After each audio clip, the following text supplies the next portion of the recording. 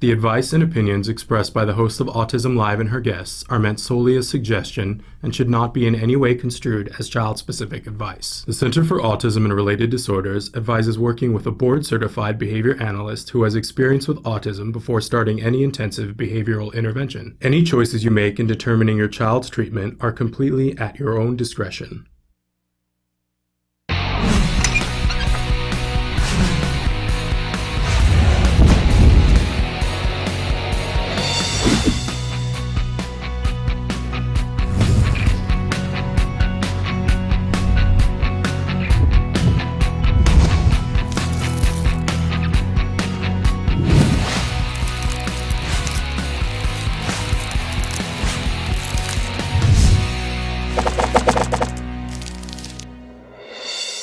Good morning and welcome to Autism Live. I'm Shannon Penrod and we are webcasting to you live from the Center for Autism and Related Disorders headquarters in Tarzana, California.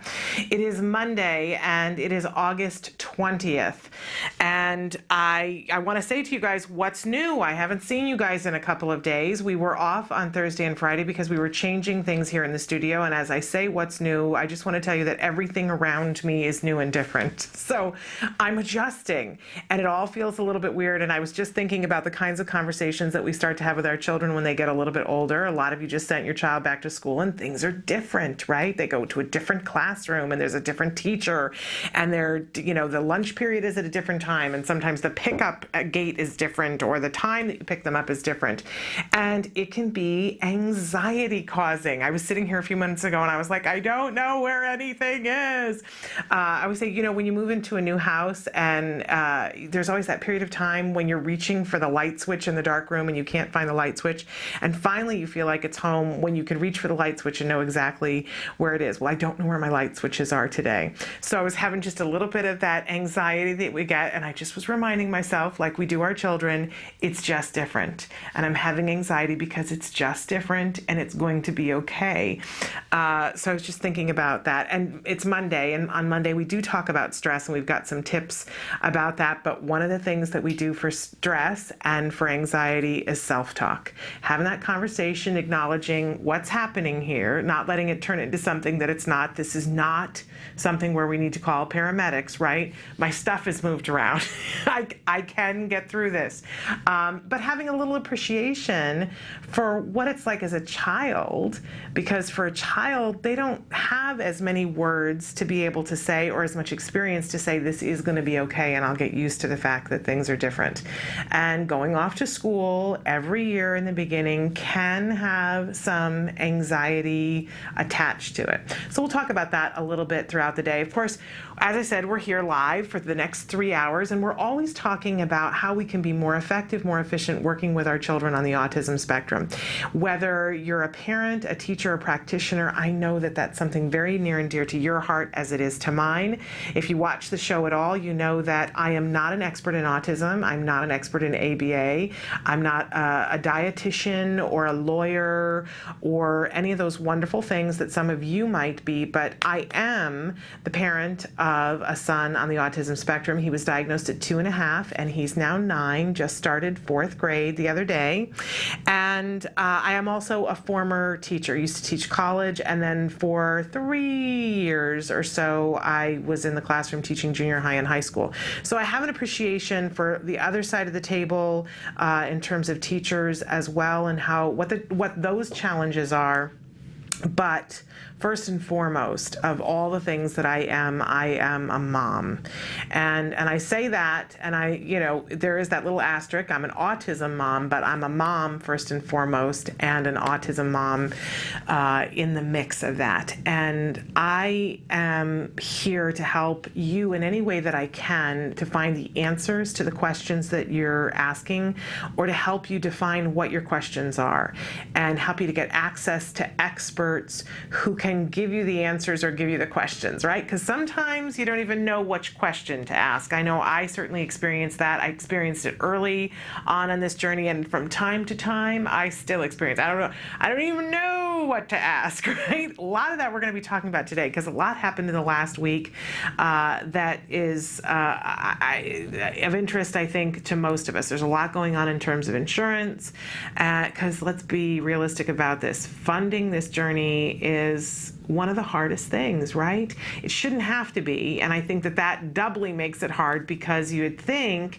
if there's something that works, something that helps our children, then you think it would be readily available to everyone. Wouldn't that be the ideal?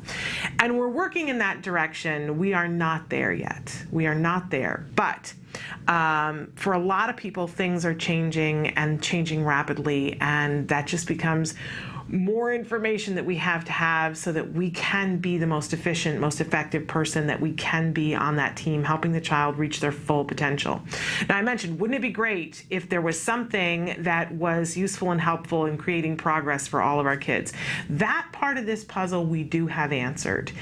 We do know that ABA is effective in creating progress for all of our children on the spectrum, whether they are very young or they are significantly older, or if they are very profoundly affected by autism and have additional diagnoses, or whether they are very high functioning and just need some support with some different skills. You know, I was on Facebook last night, and a gentleman who I respect and admire, who identifies himself on the spectrum as an adult on the spectrum, he had written a post last night, and it was just, I don't know, very emotional for me because it was just so honest and profound, and I think something that a lot of young people feel, not just people on the autism spectrum, but he was saying, I think I need some help. I need some help figuring out how to have friends, keep friends, be in relationships, understand the rules. I think I need some support here. And I was really touched by it and wrote back a note saying, I really want to encourage you to look into ABA. And I think that most people would overlook that in an adult and say, oh, well, that ABA, it's that early intervention thing. Yeah, it is, but it is also something that they use with Olympic athletes who are not on the spectrum, by the way. It's something that they use with senior citizens on the spectrum, not on the spectrum. It's a tool, a series of tools that you can use in a very creative way to change behavior and to change patterns of behavior. So if there's something that you wish someone was doing more of, or you wish that there was something you were doing more of, you can change a few things and make that possible. Also, if there's something you wish you were doing less of, then you can get in there and change a couple of things and have it be that behavior is less likely to happen.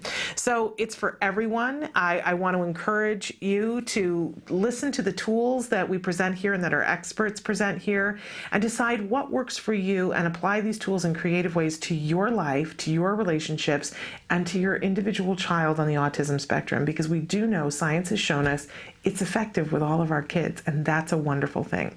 So we do talk about ABA, and as I mentioned, I'm not an ABA expert, but we have ABA experts that we have access to, and there are ways that you can ask questions so that we can hunt down the answers for you and get somebody in here who can talk to you. So let's talk about how you can get in touch with us. If you're watching us right now on autism-live.com, then you see before you, I'm talking on the screen, and next to me there's a couple of different boxes, and one of them says Shannon is answering right now. If you see that box, that means we're live. Right now, I'm talking to you, I'm here, we're doing this live. And you can participate right now by just typing into that box. It's active right now. If you see that, Shannon is answering right now. So feel free to type in. You can just tell me where you're watching from, or, it doesn't even have to be a question. It can be a comment. You can say, I just found this, didn't know you were here.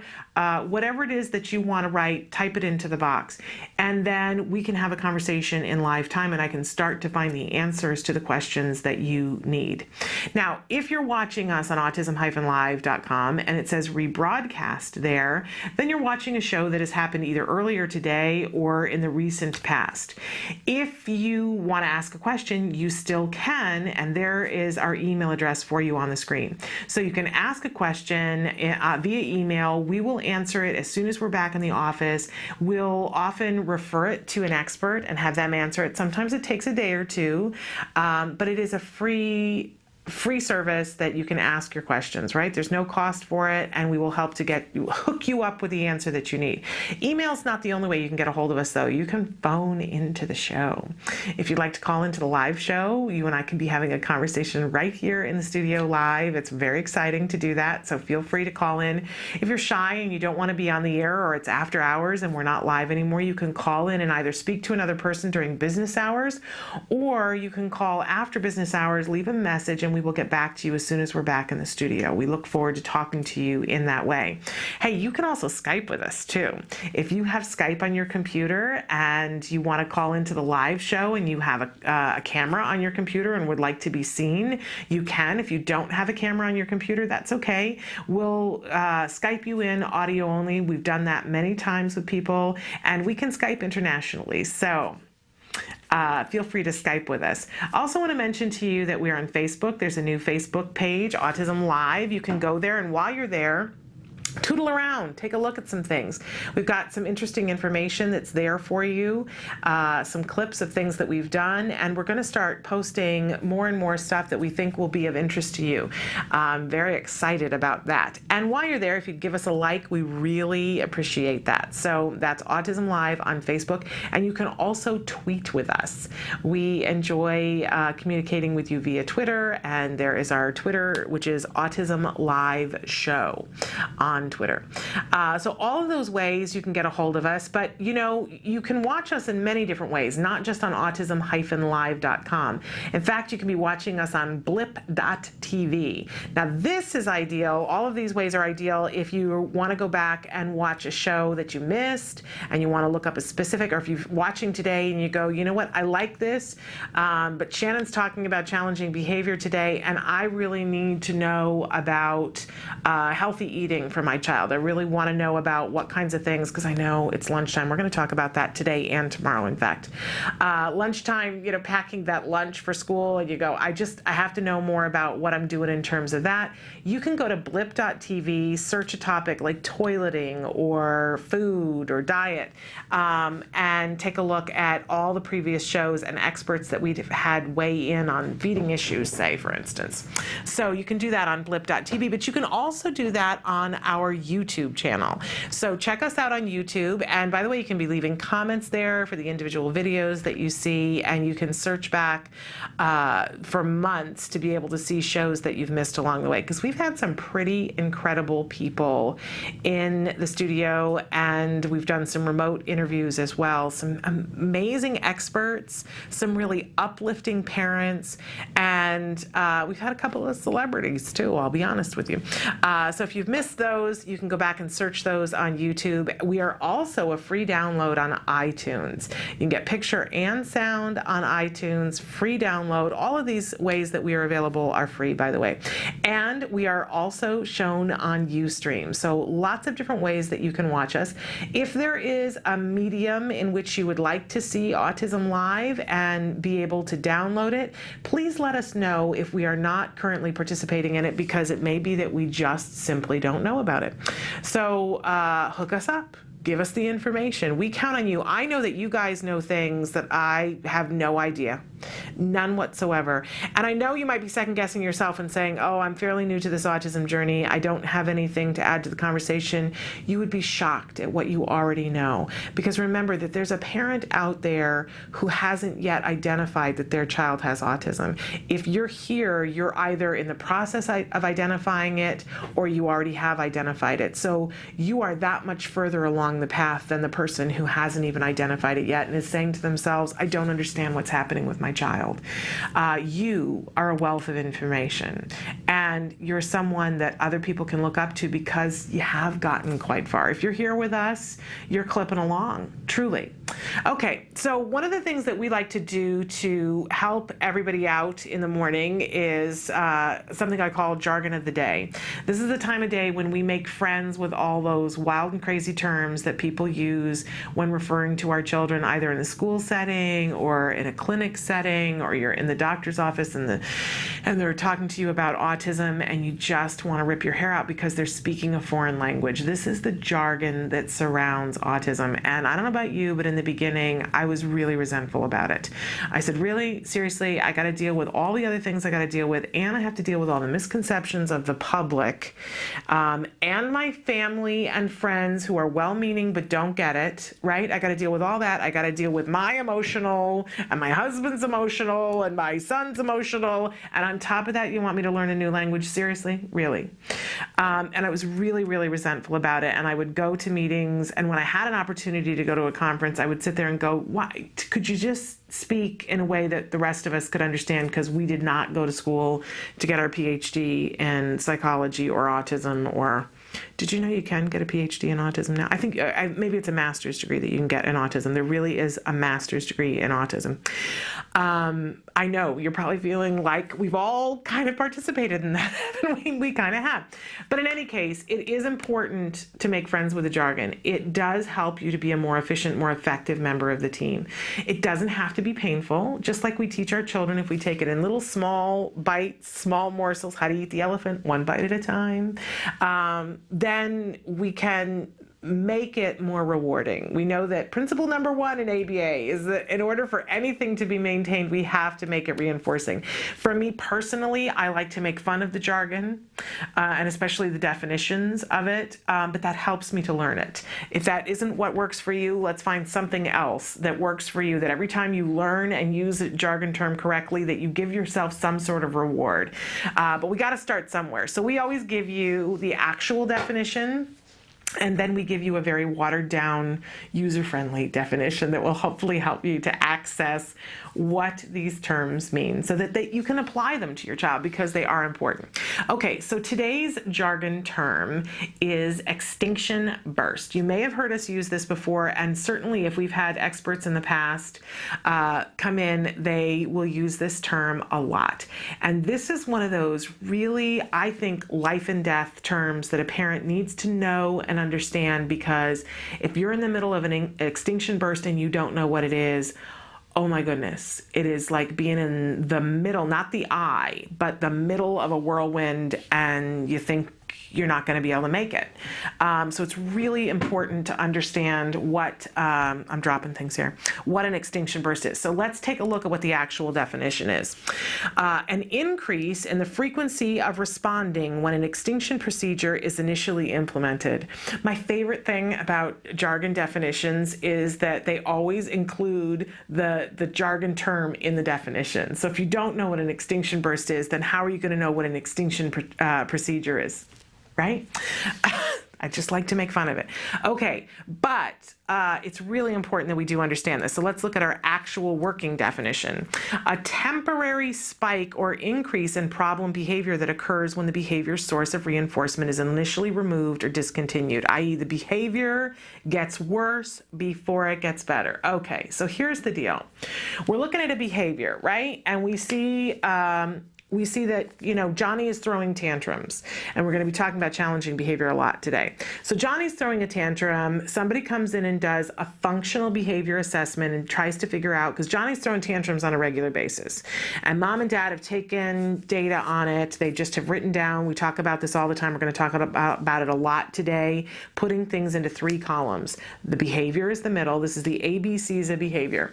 First column is the A, the antecedent. What happened before the behavior? Right before the behavior, what happened? Did you put a demand on Johnny? Did you say to him, you got to put your shoes on because we're going to the store? Or did you just go and put his shoes on him? What happened right before? And then Johnny threw a tantrum. What did it look like? The experts like to call this the topography of the behavior. I just like to say, what did it look like? What did the behavior look like? So, because my child's tantrums might be wildly different than and we don't want to be guessing, right? So, did he fling himself on the floor and start kicking his arms and legs and reach over to try to bite you? Did he, knock things off the coffee table? Did he run screaming around in a circle? Did he lock himself in the bathroom? What happened? What did it look like? How long did it last? And then the C column, we're doing A, B, C, antecedent, which is before, the behavior, B, and the C is the consequence. What happened after the tantrum? The tantrum was winding down, and then something happens, right? Even if nothing happens, that's a consequence, right? Something happens. There's no such thing as nothing happening. People were breathing, people were looking out the window. Something happened at the consequence. So mom and dad have taken the data, and they had somebody come in, hopefully a BCBA who is adept at and experienced working with autism, came in and did a lengthy assessment of the behavior, watched the behavior, and they finally come back and say, okay, I figured out what the function of the behavior is. Because here's the thing. Every time somebody engages in a behavior over and over and over again, it has a function. The function is its paycheck. What happened that made them want to keep doing this behavior over and over and over again? And I know in the beginning, my head rejected that. I was like, no, there's nothing happening that would make him want to have more tantrums. What are you talking about? That's just crazy talk.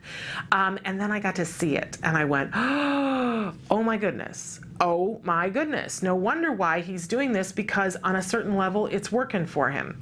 And sometimes you're surprised. Sometimes it's a way that's working for them that you couldn't know.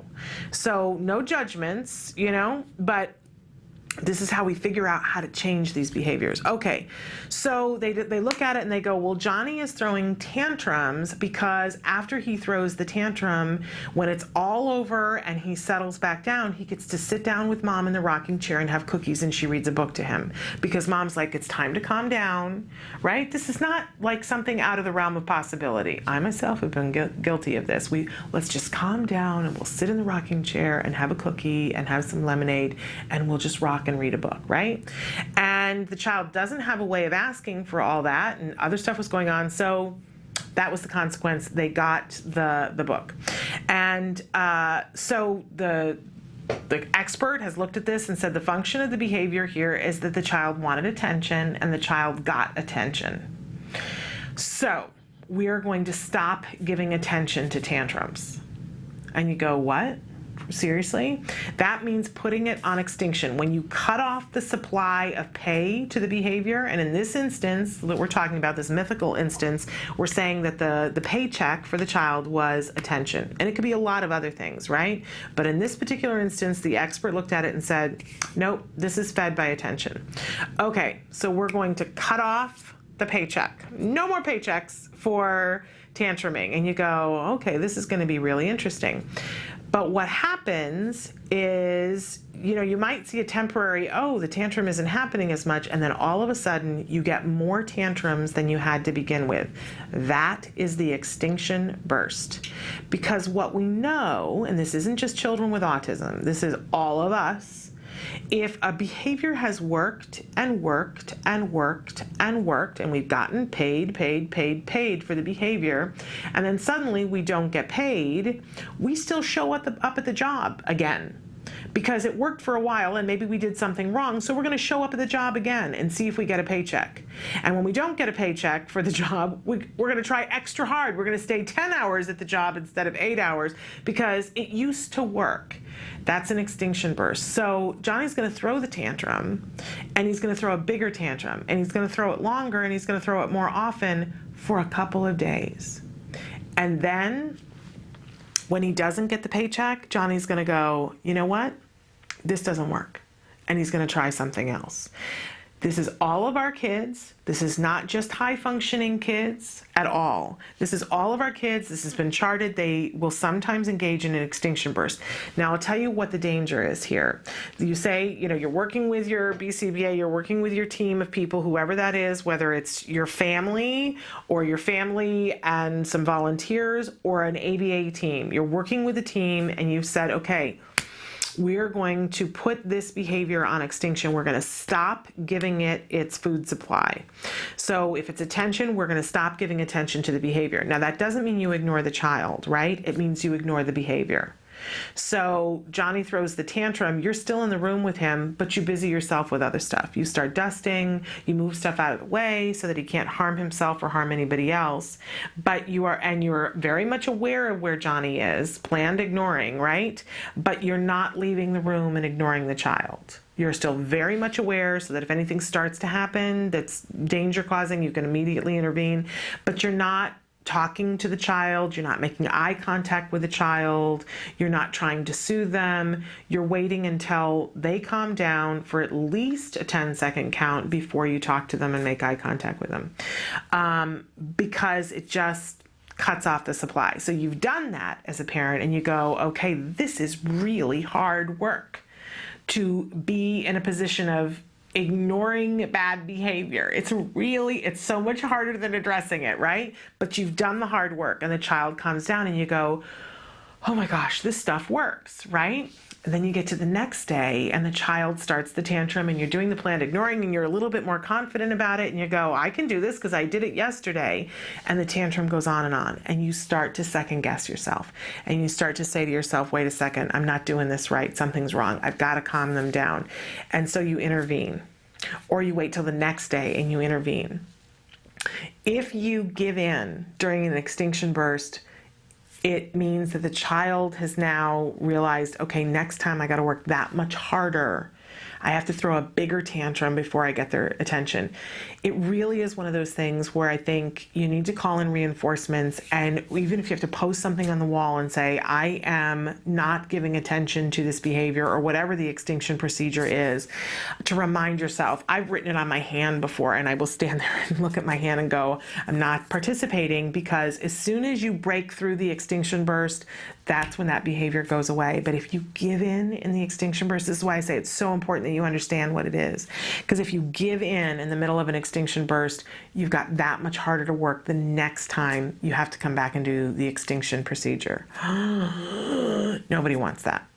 But there is an expectation in most cases, when you put a behavior on extinction, that there will be a burst of that behavior. It's going to get worse before it gets better. But if you know that, if you understand, this is the extinction burst.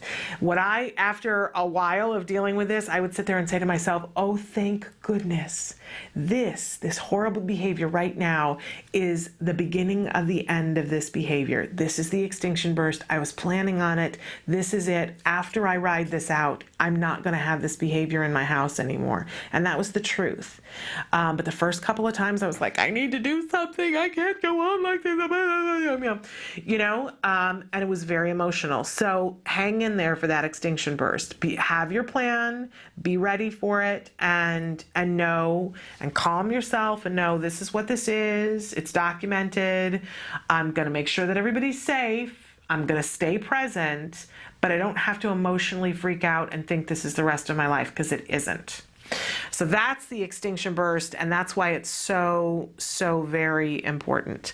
Okay, so that's, and I've taken so much time on that today, but we always have for you a question every day that we like to ask you, the question of the day. And you can answer this, by the way, on Facebook. You can tweet on it. You can phone in. You can email in. And I really love it, especially on Facebook. I think there's an immediate gratification that you guys write in on Facebook and then others write in and you can talk to each other. But today's question is, what or who helped you the most after your child was diagnosed with autism? And I have to say, I do like to admit on a regular basis that I'm one of the luckiest women on the face of the earth.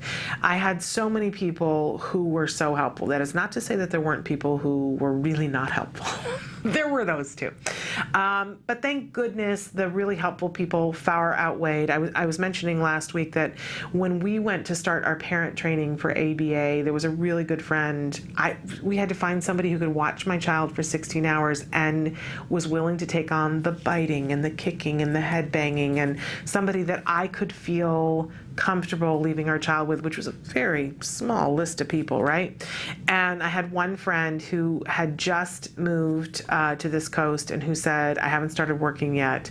Please let me do this for you. And it, I love to talk about ABA here because ABA, I refer to it as the autism miracle in my living room. And there have been so many people along the way who have been so instrumental in my son's ABA journey. And I've talked about Dr. Doreen Granpichet and Sabrina Tuma and Sienna Greener-Wooten, who's been on the show, and of course Peter Farrig, who I think of as the autism whisperer, who was the first therapist that ever came to our door. But my reality is that if we had not been able to do that parent training, then we wouldn't have had access to all of those people. So I really go back to that moment in time and thank that friend because man, chips down, you need somebody, right? This is not a journey that you can do alone. So for me, that's one of the big moments. And of course, the wonderful parents that first exposed us to ABA and said, you need to know about the Center for Autism and Related Disorders. That was life-changing. So I thank all of those people because that helped me a lot. But I'd love to hear from you guys. What has helped you? One of the things that we want to be involved in is creating more resources and finding out about more resources and referring you guys to resources that are helpful. And that beginning phase, there's so many things along this journey that are difficult, right? But I always say that I think that period of time when you realize something's up and you are in the process of getting the diagnosis, and then you get the diagnosis, and from there to when you actually start on a program that leads to potential, I really think that that's the most difficult time there is. There's so many questions and you feel at sea. So we'd love to know what helped you during that time period. All right, so that's our question of the day. We always have a topic of the day or of the week, and I've already given it away. We're talking about challenging behavior all this week. And challenging behavior, it's different for different people. Whether your challenging behavior is the fact that your child cannot communicate and is throwing tantrums, your child won't take a bath, your child won't sleep, your child won't brush their teeth, your child won't eat, your child bites, your child kicks. What is it? And feel free during this week to write in and say what's you can make a list. What are the 5 behaviors that you would most like to challenge and have diminish or go away? And I would encourage you to take a moment today and fantasize about, okay, if I really truthfully, and I know you love your kids, whether they're in the classroom or they're in your home, I know you love your kids. And I really want us to all start thinking about our kids and then the challenging behavior and thinking of them as being separate, because they really, truly are. And what is preventing you from having a life? What is preventing you from getting closer to your child? What is preventing you from having peace and harmony? What are the behaviors? Think about it, right? And I remember that first time that we went to parent training and for ABA, and the doctor said, okay, make a list of the 5 things that if you could change your life. And he was talking about, our child, but there are always, there are all kinds of things. But what are the behaviors that your child is engaging in? And I didn't necessarily believe in that moment that when he asked us that we could really change them.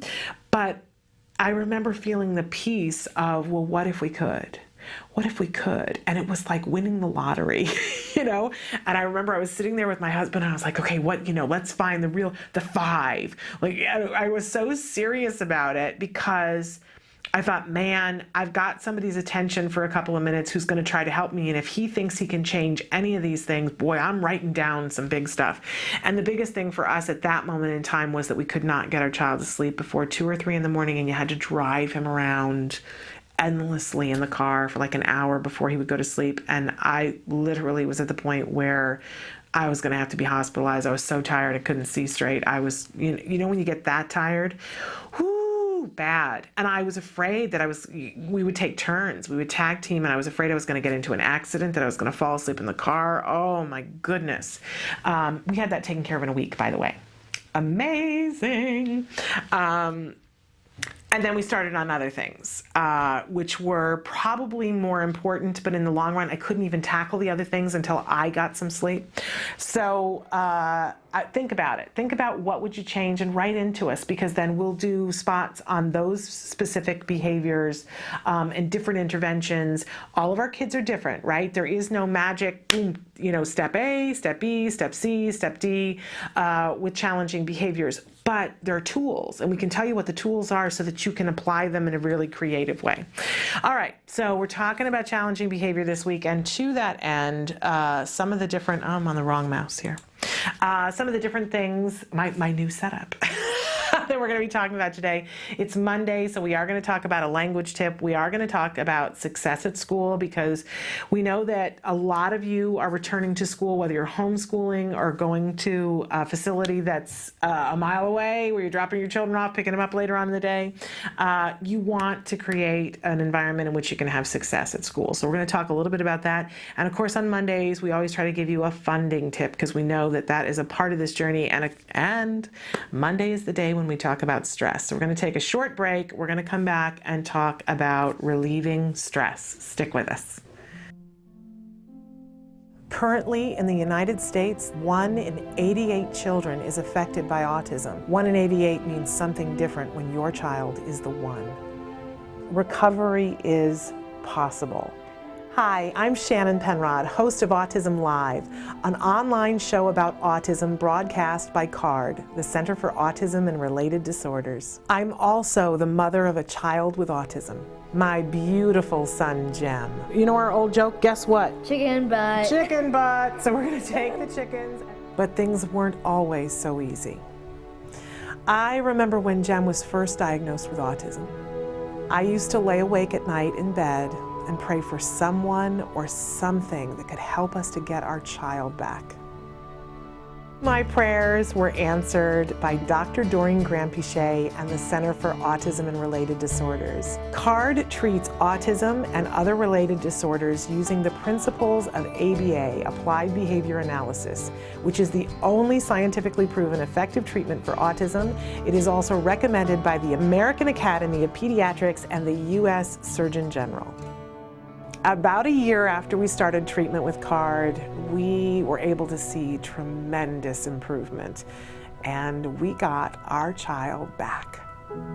What grade are you in? Second. You are a smart cookie, huh? Mm-hmm. Do you like school? Yeah. Do you have any good friends? Yeah. Oscar. Oscar is your best friend? Yeah. And my child is just one of thousands to benefit from CARD ABA therapy. Across the nation and around the world, children are making amazing progress and being given the keys to unlock their full potential. We are extremely grateful for the amazing job CARD has done in helping our daughter. Our daughter today, just in 4 months, I think is a totally different child than when she started with CARD. I kind of see it as, it seems like her brain in a way was asleep, and now that we've gotten so many services, we've seen her wake up. Teacher has some glasses. Recovery is possible if you take the right steps, if you're willing to put in all the hard work. And 7.5 years, yeah, it's a lot of work. It's worth every little bit, and CARD's been there with us every step of the way. I have 2 children with autism. I can't imagine a day without CARD or the therapists. They've been so instrumental in helping us with our kids and shaping their lives and helping us help them. Thank you, Christina Big Alex. Thank you, Jackie and Mariana. We've tried other things before ABA, but the most beneficial thing has been ABA services, and I'd be the first person to tell any newly diagnosed family that you have to contact an ABA provider, and if you're lucky enough to have CARD, you're very blessed. Recovery from autism is absolutely a possibility. We've been recovering children for over 20 years. It's just a matter of identifying the child's medical needs, understanding the child's sensory issues, and then teaching the child all of the skills they need in order to function normally. We know there's hope for autism. Autism is treatable and recovery from autism is possible. Welcome back to Autism Live. I'm Shannon Penrod. We are webcasting to you live from the Center for Autism and Related Disorders headquarters in Tarzana, California. I mentioned, it's Monday, and we talk about stress on Monday for a very good reason. The weekend is supposed to be this really relaxing time, and it's supposed to be a break from things. And I think, maybe it's that way for some people. I don't know them.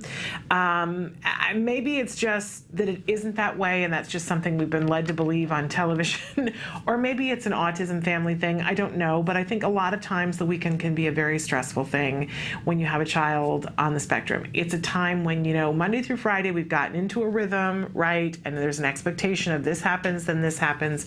And then we get into weekend, and sometimes it can just be a mess. There was another word I wanted to use, but it wasn't appropriate. You can guess, right? So I think it's doubly worse because there's an expectation that we're going to get a reduction in stress, and then often it is more stressful. But I will say that I think that if you're here with me, you are a leader. I know this about you. And it may be that you're co-leaders of a classroom or that you're co-leaders with a group of people, but I know that you're a leader and you're someone who is wanting to be more efficient, more effective. I have a friend who talks about in autism, there has to be a project manager, and a lot of times it's the mom. Not always, because sometimes it's the dad, but there has to be somebody that's the project manager for autism. And more than likely, if you're tuned into this show, you're a project manager for autism, which means your stress level is, what would you say, like right about here? Or higher, right? It is a stressful journey. But as a leader, you set a tone. You set an expectation, and you model behavior that even if your child is really struggling with all of their communication, and it seems that there's no functional communication, that there's no expressive language, and there's no receptive language, your child is still on some level aware of your behavior. And, as somebody who has spent time in the classroom and as a mom, it seems like to me that children pick up our stress level a lot. I know I certainly saw that there was a period of time in which I had gotten to such a place in this journey that I was having panic attacks, and I was constantly in fear and anxiety, and I saw my child start to behave in the same way that I did. It panicked me. Panic upon panic, right? And I know it became a real priority to get my stuff together. So that's one of the reasons why I always talk to you guys about stress. I'm always managing my stress, sometimes not as well as I need to be. But I think it's really important for us to discuss it, to acknowledge it, and say, it starts with me. It starts with me. It doesn't end there, but it starts with me. And I do think that on this journey, it's really important that as a leader and as a project manager, that you keep a constant vigilance up to guard yourself against getting into a really deep depression. Look, there's going to be some depression along the way, right? There's a certain amount of grief that comes with, you have to let go of the expectation of what you thought your life was going to be like, right? That whole thing that we've talked about before about, I love the story of arriving in Holland. You think you're going to France, you're going to have a kid, and it's going to be a certain way, and then you get your child, and it's vastly different than you go to Holland instead of going to France. And you have to adjust to that. Once you do adjust to it, you see that there's some really fabulous things in Holland, but there is some grief that you did not go to France. Allow yourself that grief. Don't feel guilty about it. That does not mean that you don't love your child. It means that you're coming to terms with reality, with what life really is, and it is not what you thought it was going to be. And the sooner you acknowledge that and deal with the grief, you can start to move through it and appreciate the other good things. But you do have to guard against a deep depression. It's okay to be depressed at a given time and say, this is very depressing, this is really hard, and language all those things. Nobody wants to be blowing pink bubbles and saying how fabulous this is, right? No, there are some fabulous things along the way, and there are some beautiful gifts along the way, but there's a lot of freaking really difficult rocks and stuff to climb over that are really exhausting, and people who get in your way when they don't need to, right? You know what I'm talking about. So there's going to be some depression, but you have to be vigilant. You have to take care of yourself.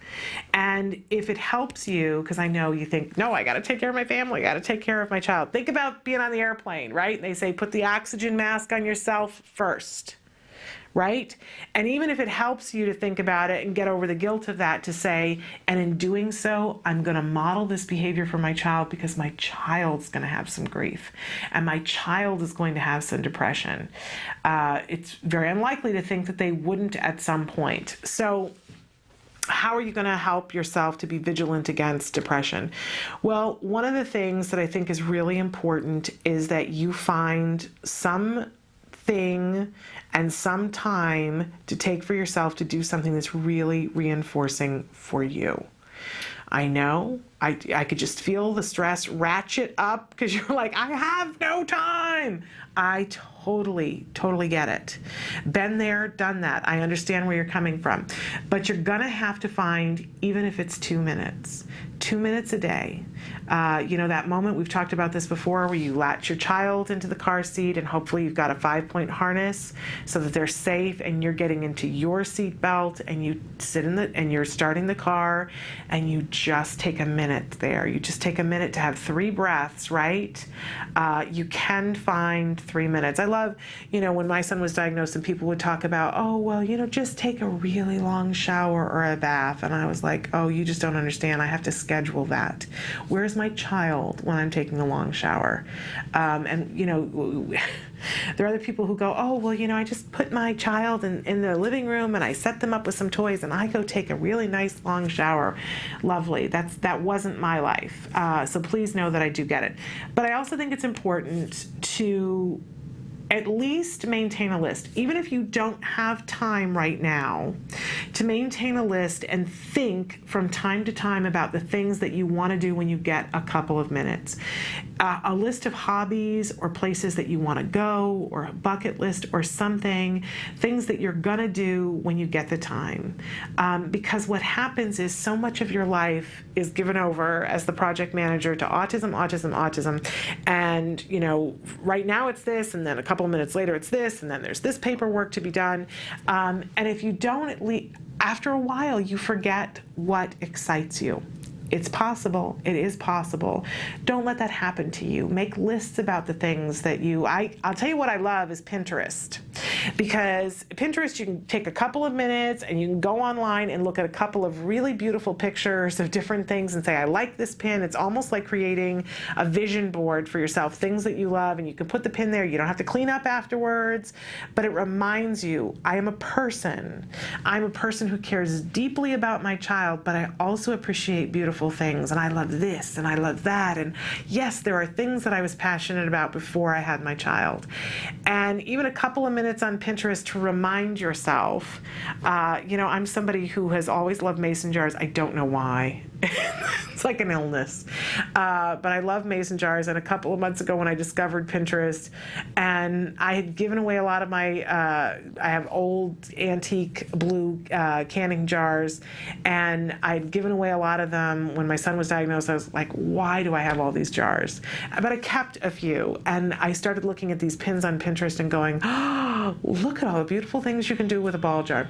In any case, I think it's really important that we stay in tune with ourselves and with our interests. If you can find time, my phone's ringing. If you can find the time to partake of the hobby, whether it's for 10 minutes or a weekend, it's a really great thing. So definitely, at least have the list, go on Pinterest, shop around and my phone just keeps ringing. Sorry about that. In any case, let's take a break. I'll figure out who's calling me, and we'll come back and talk about our language tip of the week. Stick with us.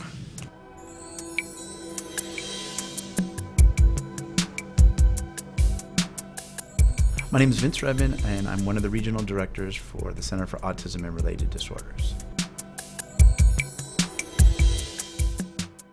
Keeping things positive, I think, is essential across the board. And one of the things is, again, not focusing on the negatives. I think the focus of all discussions need to be on possibly what needs to be done or what needs to change, but it's not a negative thing. It's not that they can't do this or they shouldn't do this or they won't be able to do this.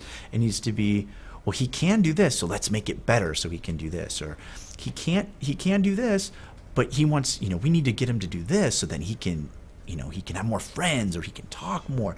And I really think just the tone, the presentation, the accessibility to making sure that everyone's involved is really, really essential as a fundamental step to keeping this all positive, so that when their child does have some of the aberrant behaviors or some of the aggressive behaviors that sometimes are a part of the autism diagnosis, they'll know what to do. They'll have coping strategies. They'll know what their responsibilities are.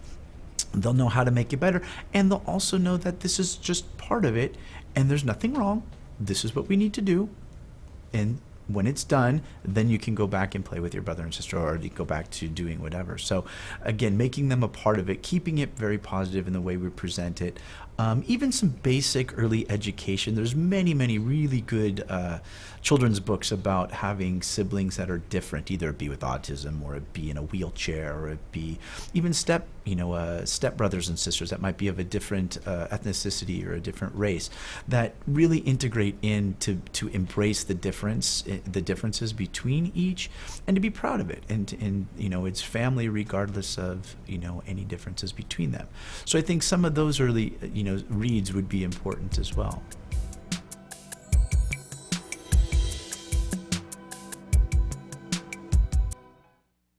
Welcome back to Autism Live. So it was my son's school nurse calling. So an important phone call that I needed to take. He is fine, and I didn't need to worry. She just was updating some stuff in the files because he has some allergies. So important phone calls, right? Yes, I'm a mom. I'm on the job, but I'm a mom too. In any case, it is the time of day and the time of week when we talk about building language skills. We all know that we want our children to grow in their expressive language, right?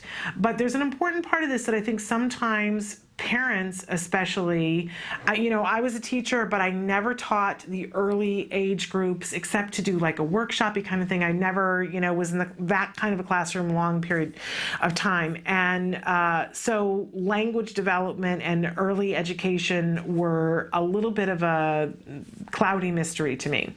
Then you have a child with autism, and language doesn't develop in the way that you had hoped that it was going to, and you feel like you're taking a crash course in how do you develop language when it isn't just happening. It just seems like one of those miraculous things. It just shows up, except when it doesn't, right? I feel like a Dr. Seuss book. Oh, the wonderful things you'll do, except when you don't.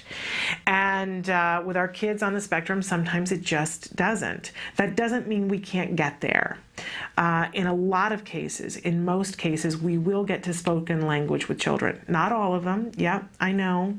And that's crushing. But I want to remind you that even with the children that don't get to spoken language, we can get to functional communication so that the child has a way of communicating. And that is paramount. That takes precedent over everything else.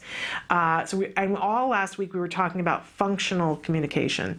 If you want to know more about that, we did some really amazing shows talking about that. In particular, Evelyn Gould was with us. She's on here on Wednesdays, and she was talking about functional communication. So,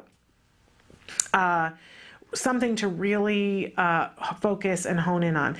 But the other part of this that I want to remind all of you is that there's the expressive language, what goes this direction, that the child is communicating to you, right? That's important. That's super duper important. We want to know what our child thinks and what our child feels and what our child wants, right? But the component of it that we often forget about is the receptive language, what our child understands that we say. Really important. And often our kids, it's so important, your child will get tested and you'll see that they have an expressive language score and they have a receptive language score. And we have an expectation, I think, a lot of times that we think it's equal and even, and often it's not. We see sometimes a child who has huge expressive language skills, that this child's speaking in paragraphs and they're, communicating, and yet there's just all this stuff that isn't working. And you go, I don't know what's wrong. They're talking. I don't understand. But the receptive language skill is way down here. They're not understanding 9/10 of what's being said to them. Can you imagine? You can communicate, you can say things, but when somebody says something to you, you're just not getting it. You don't understand what it is. That can make things really, really difficult. And what we see a lot of times is kids who, it just seems like there's a delay. that you go, what just happened? I just said something to them and there was a delay, or they act like they didn't hear you. A lot of times parents will bring a child in and say, is he deaf? Is she deaf? They're not responding. Excuse me, but the receptive language skill is lower and needs to be brought up, and we can do that. That's the good news. And on the flip side of it, what we see sometimes is a child who has very low expressive skills, that they're not communicating their wants and their needs at all, and that people have an assumption that there's no receptive language skills happening, and yet the receptive language skills are way up here. The child is completely understanding what's being said to them, but they have no means of being able to express it. We had Arthur Fleischman, Carly's dad from Carly's Voice on, and perfect example of a young girl who had no functional communication skills and no verbal communication at all, and there was an assumption that the receptive language wasn't there either, and something happened that when she was around 9 years old, and in her words, she says that there's something, she just figured out how to decode what people were saying to her, and the receptive language kicked in at like 9 years old.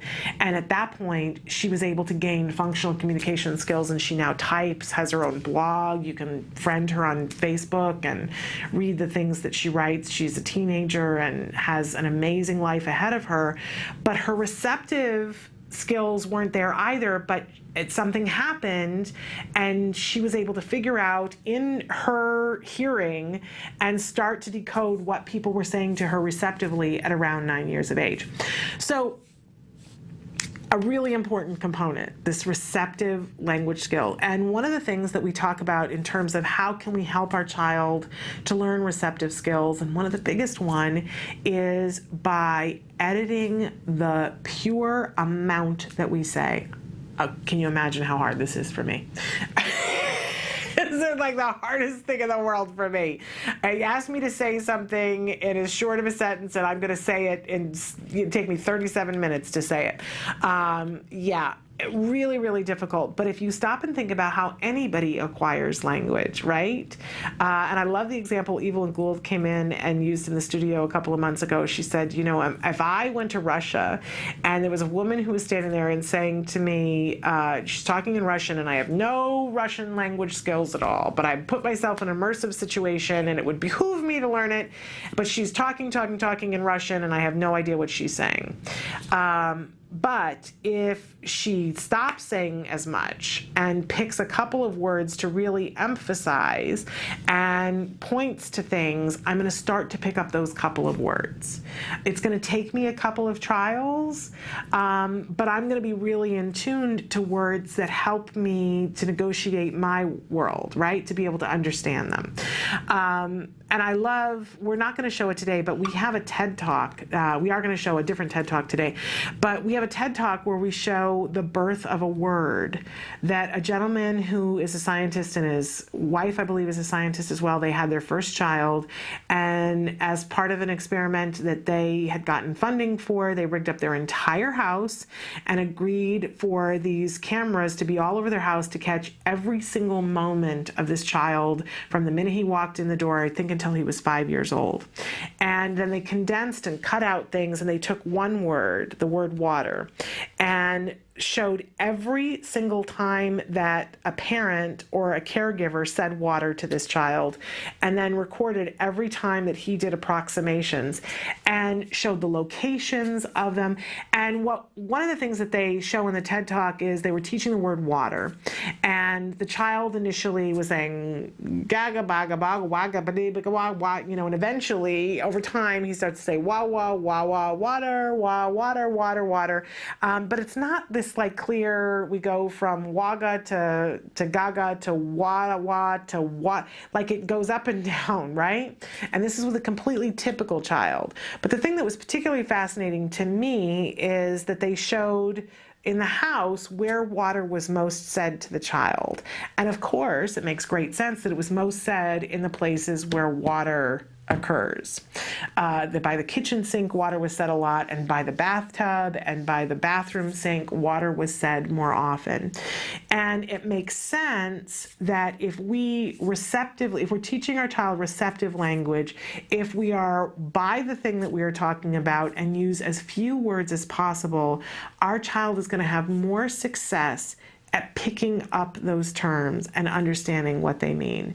Can I tell you, and our children are nothing like dogs. I'm not trying to say that our children are like dogs at all, but it's very interesting to me that we have a new dog and that we've had for a couple of months now.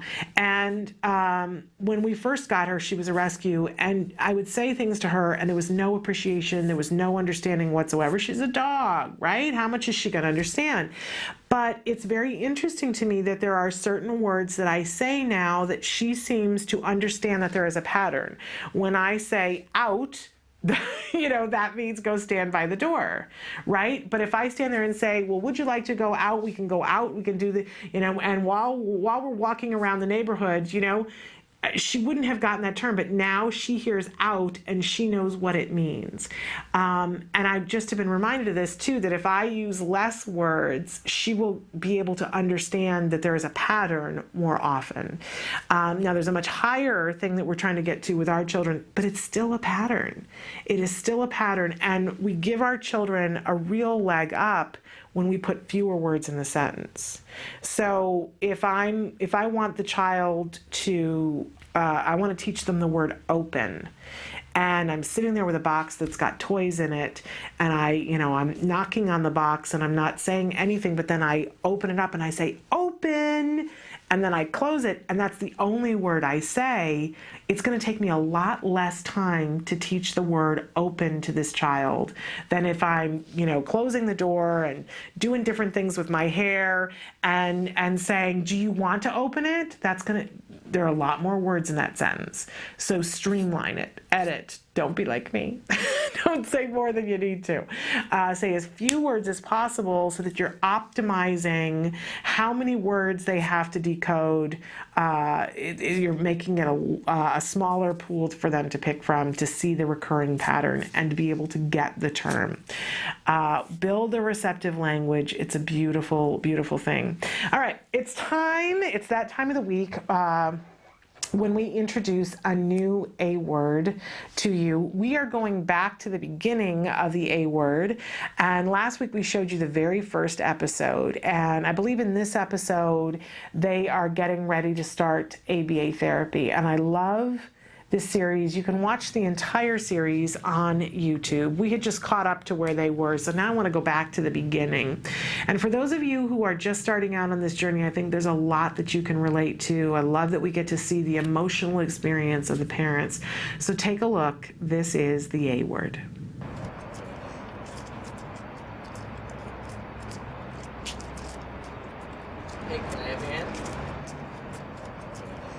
Everybody's agreed, held hands, that early intervention is key, then I can't imagine why. If the original center knew on November 2nd that they didn't speak or make much noise at all during the evaluation, they knew that on that day. I can't comprehend for the life of me why it would even take a month to start speech therapy.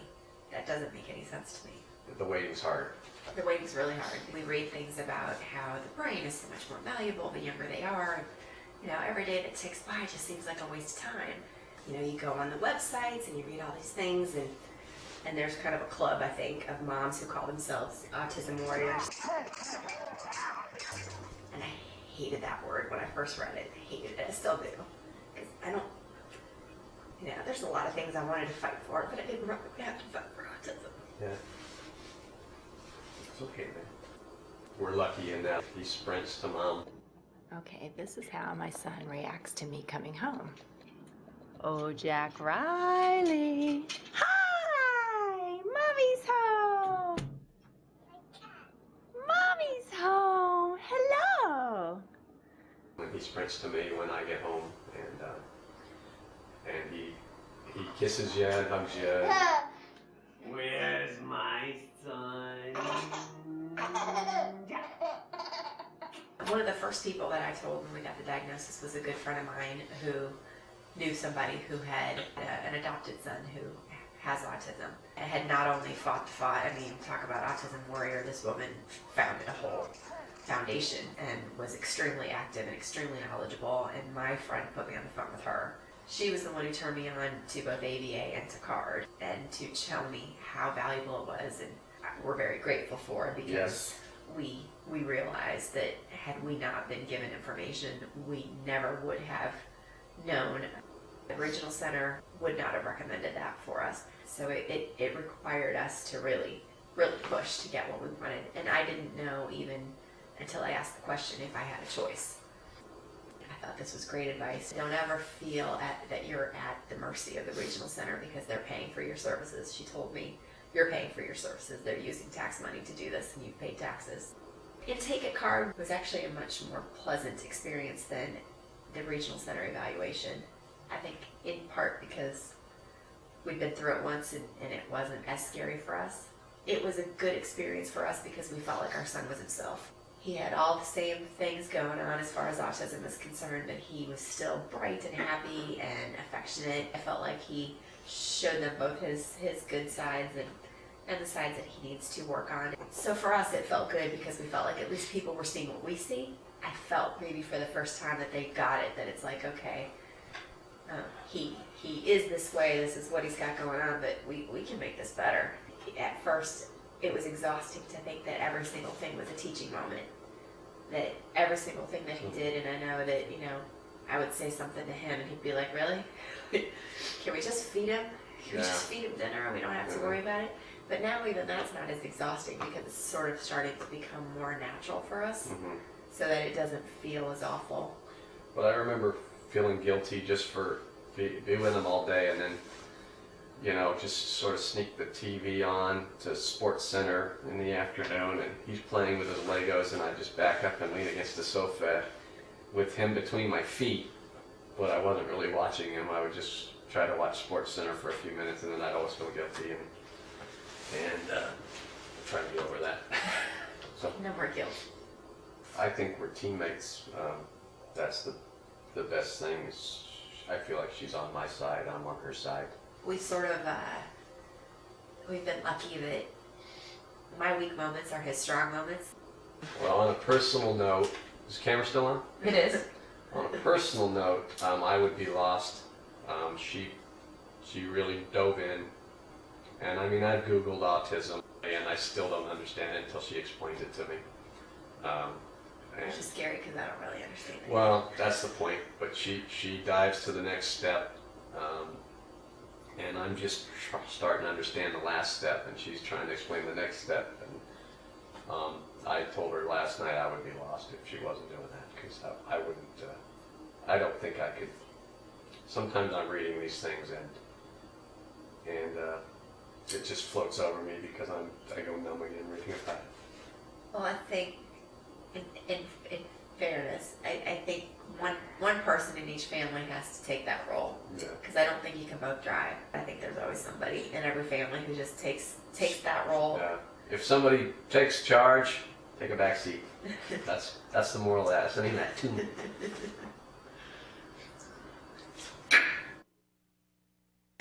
Welcome back to Autism Live. That is the A Word. It's the second episode in the series, and I think it's a really good reason why you should be watching this series.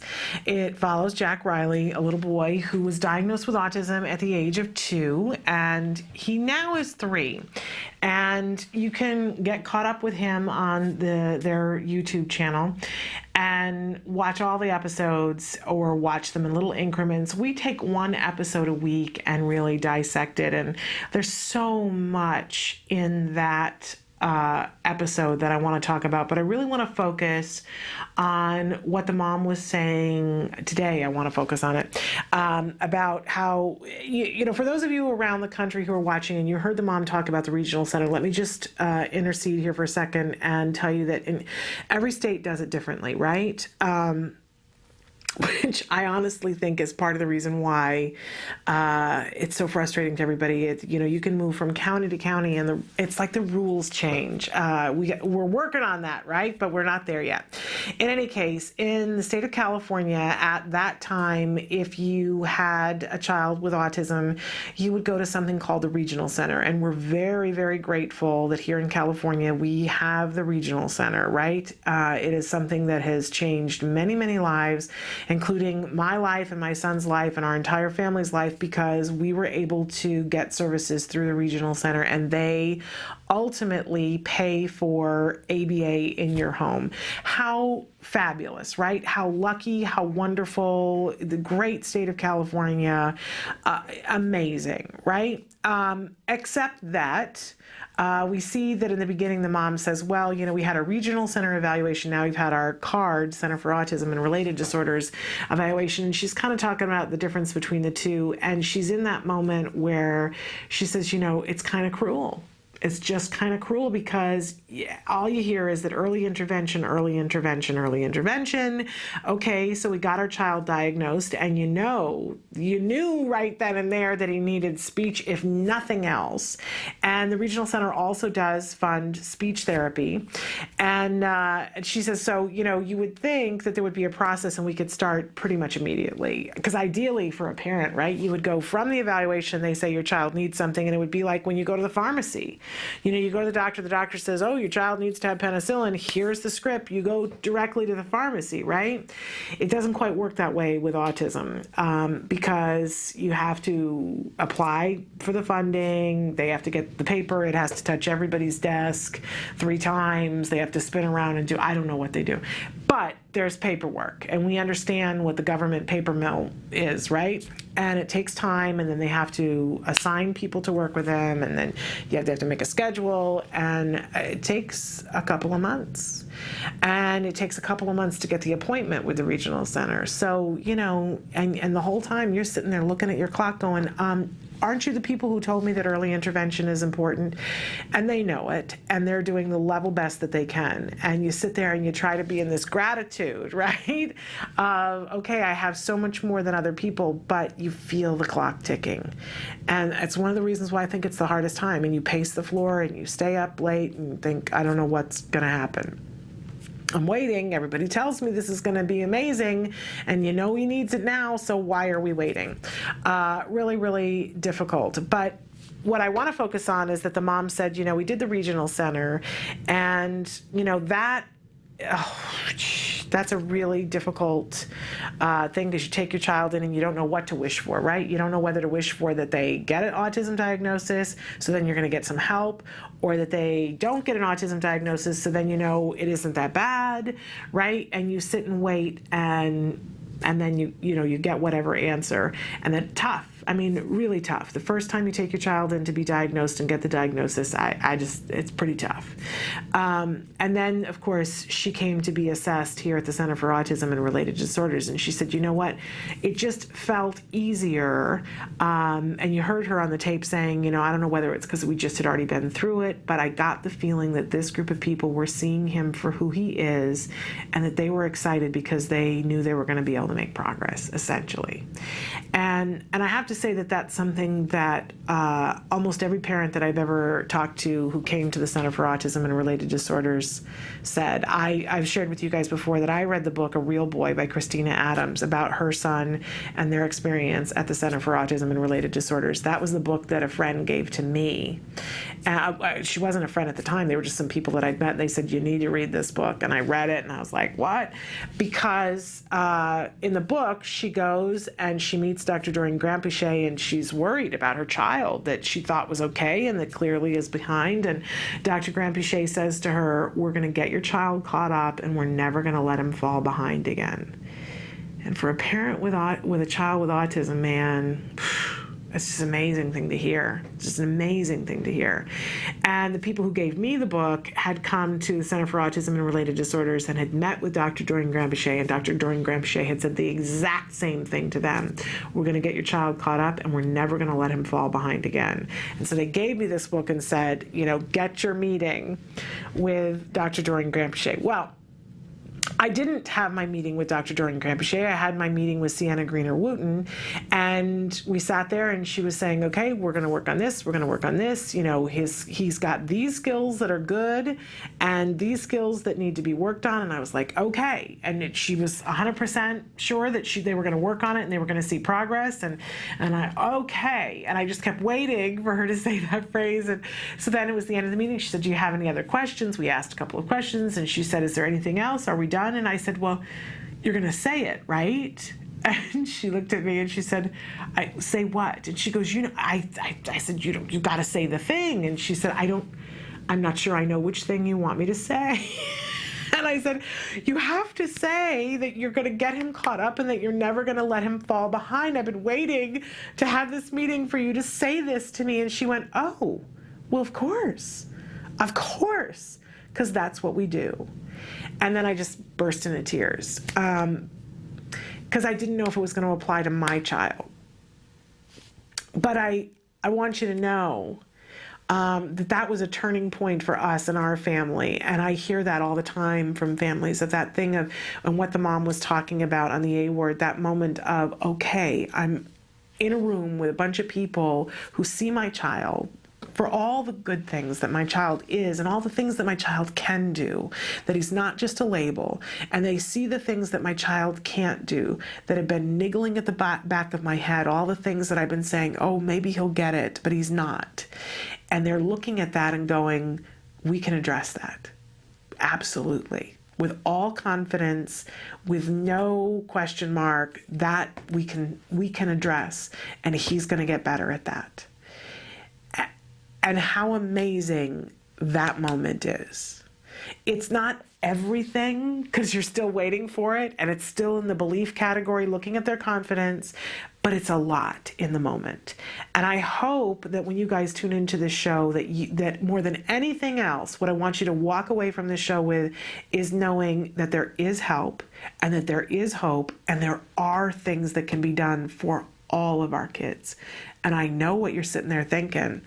I know that at some point somebody says something and you're thinking, yeah, but that's their child and my child. But I want you to know there's progress for absolutely all of our kids, and we've all felt that. I sat there and was worried she wasn't going to say it for my child, that maybe these other two children that I was aware of had other skills. And she said, oh, no, of course. Of course.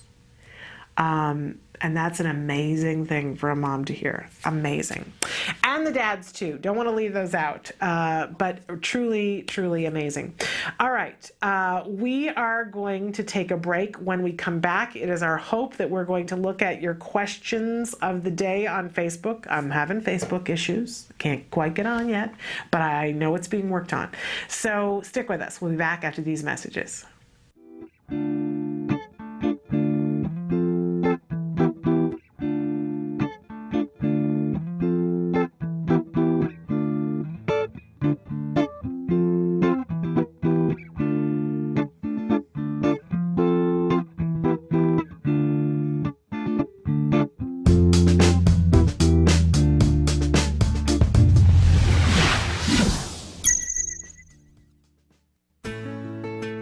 Skills is a revolutionary web-based program that incorporates comprehensive assessment, curriculum design, progress tracking, and treatment evaluation for children with autism all in one place. Developed by the Center for Autism and Related Disorders. Our approach is based on over 40 years of research on the principles of learning and their application to improving the lives of children with autism. How does Skills work? Created with speed and simplicity in mind, Skills was modeled on an easy 3-step process. Step 1. Start assessment. Step 1 begins with our intelligent assessment system, which consists of a series of questions. This assessment is essential to identifying your child's level of skills compared to their typical peers across all areas of development. This includes assessing social, motor, language, adaptive, play, cognition, executive functions, and academic skills. Every skill has an assigned age which indicates when the skill emerges during typical development.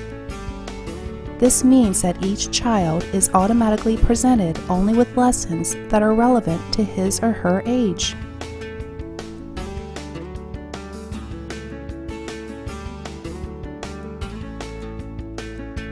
Step 2. Choosing activities.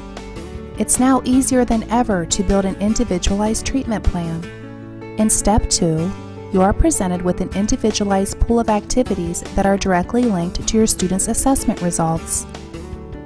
Each activity represents a specific skill that has been indicated by the assessment as needing to be taught. Activities are categorized by curriculum and then by lesson.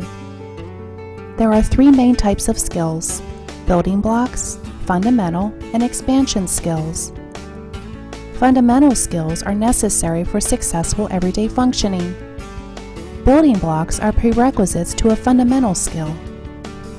Expansion skills are non-essential skills, but may provide further enrichment in certain areas.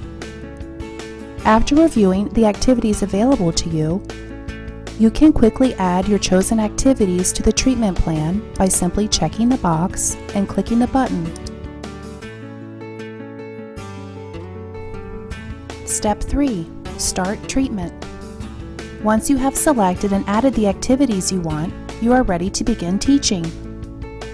Skills provide you with all the tools necessary to design and manage an effective curriculum plan, such as printable activity guides that are customizable by the teacher, supplemental teaching aids including printable data sheets, teaching guides, visual aids, worksheets, and tracking forms, detailed IEP goals and benchmarks for each activity, brief and visually appealing video tutorials, a variety of treatment progress and clinical timeline charts, and lots more.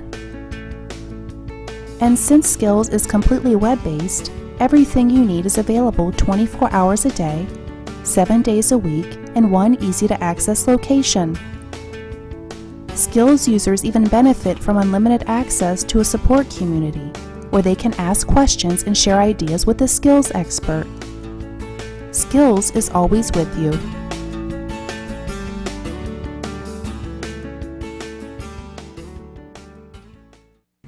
Welcome back. Well, we're still working on our Facebook issue so that I can read to you your answers to the question of the day.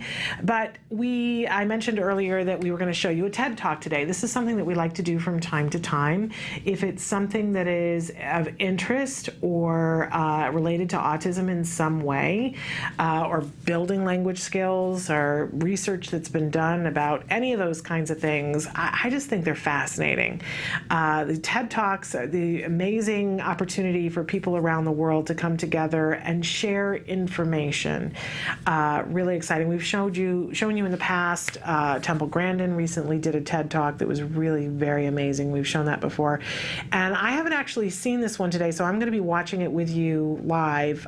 But a gentleman who is talking about evolutions of the brain, and that perhaps that autism is the newest evolution of the brain. I'm really interested to see this. So take a look at this TED Talk and we'll talk about it afterwards.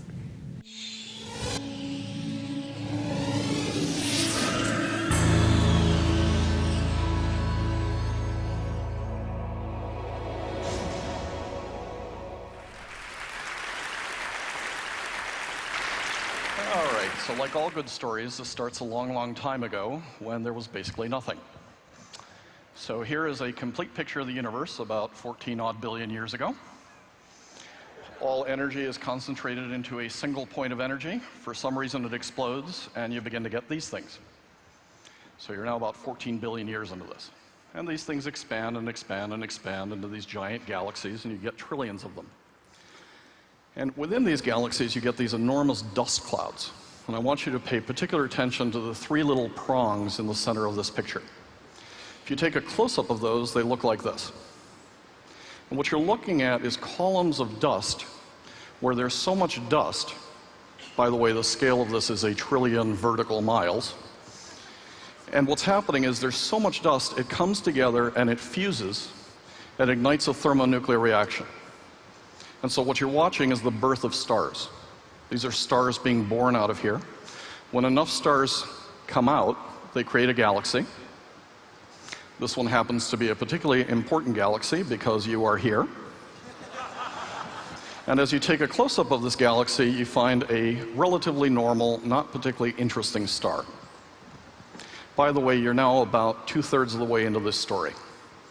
So this star doesn't even appear until about 2/3 of the way into the story.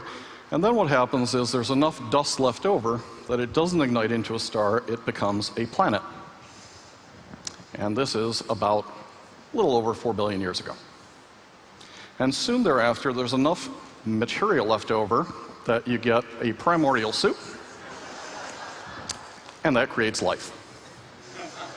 And life starts to expand and expand and expand until it goes kaput. Now, the really strange thing is life goes kaput not once, not twice, but 5 times. So almost all life on Earth is wiped out about 5 times. And as you're thinking about that, what happens is you get more and more complexity, more and more stuff to build new things with. And we don't appear until about 99.96% of the time into this story, just to put ourselves and our ancestors in perspective. So within that context, there's 2 theories of the case as to why we're all here. The first theory of the case is that's all she wrote. Right? Under that theory, we are the be-all and end-all of all creation. And the reason for trillions of galaxies, sextillions of planets, is to create something that looks like that, and something that looks like that. And that's the purpose of the universe, and then it flatlines. It doesn't get any better.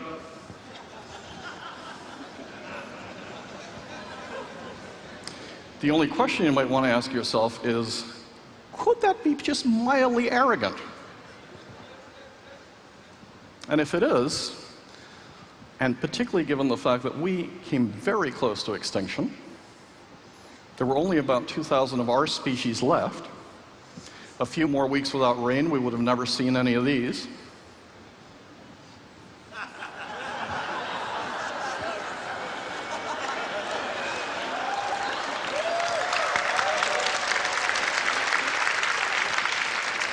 So maybe you have to think about a second theory, if the first one isn't good enough. Second theory is, could we upgrade?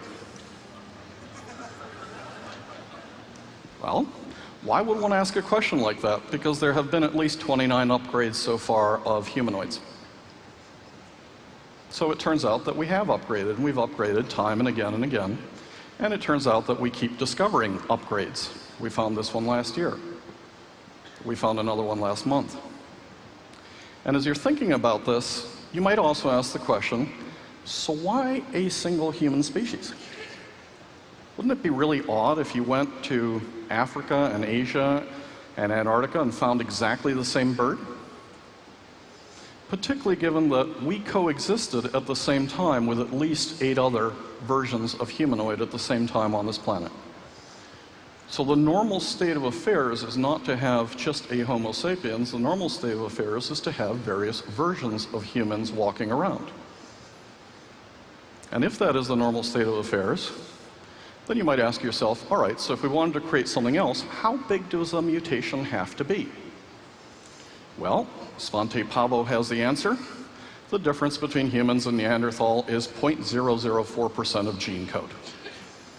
That's how big the difference is one species to another. This explains most contemporary political debates. But as you're thinking about this, one of the interesting things is how small these mutations are and where they take place. Difference human Neanderthal is sperm and testes, smell, and skin, and those are the specific genes that differ from one to the other. So very small changes can have a big impact. And as you're thinking about this, we're continuing to mutate. So about 10,000 years ago, by the Black Sea, we had one mutation in one gene, which led to blue eyes. And this is continuing and continuing and continuing. And as it continues, one of the things that's going to happen this year is we're going to discover the first 10,000 human genomes because it's gotten cheap enough to do the gene sequencing. And when we find these, we may find differences.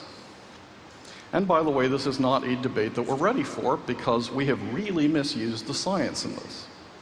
In the 1920s, we thought there were major differences between people. That was partly based on Francis Galton's work. He was Darwin's cousin. But the US, the Carnegie Institute, Stanford, the American Neurological Association took this really far. That got exported and was really misused. In fact, it led to some absolutely horrendous treatment of human beings. So since the 1940s, we've been saying there are no differences. We are all identical. We're going to know at year end if that is true. And as we think about that, we're actually beginning to find things like, do you have an ACE gene? Why would that matter? Because nobody's ever climbed an 8,000 meter peak without oxygen that doesn't have an ACE gene. And if you want to get more specific, how about a 577R genotype? Well, it turns out that every male Olympic power athlete ever tested carries at least one of these variants. If that is true, it leads to some very complicated questions for the London Olympics. 3 options. Do you want the Olympics to be a showcase for really hardworking mutants? Option number 2. Why don't we play it like golf or sailing? Because you have one and you don't have one, I'll give you a 1/10 of a second head start. Version number 3, because this is a naturally occurring gene and you've got it and you didn't pick the right parents, you get the right to upgrade. 3 different options, if these differences are the difference between an Olympic medal and a non-Olympic medal. And it turns out that as we discover these things, we human beings really like to change how we look, how we act, what our bodies do. And we had about 10.2 million plastic surgeries in the United States, except that with the technologies that are coming online today, today's corrections, deletions, augmentations, and enhancements are going to seem like child's play. You already saw the work by Tony Atala on TED, but this ability to start filling things like inkjet cartridges with cells are allowing us to print skin, organs, and a whole series of other body parts. And as these technologies go forward, you keep seeing this, you keep seeing this, you keep seeing things. 2,000 human genome sequenced. And it seems like nothing's happening until it does. And we may just be in some of these weeks. And as you're thinking about, these 2 guys sequencing the human genome in 2000 and the public project sequencing the human genome in 2000,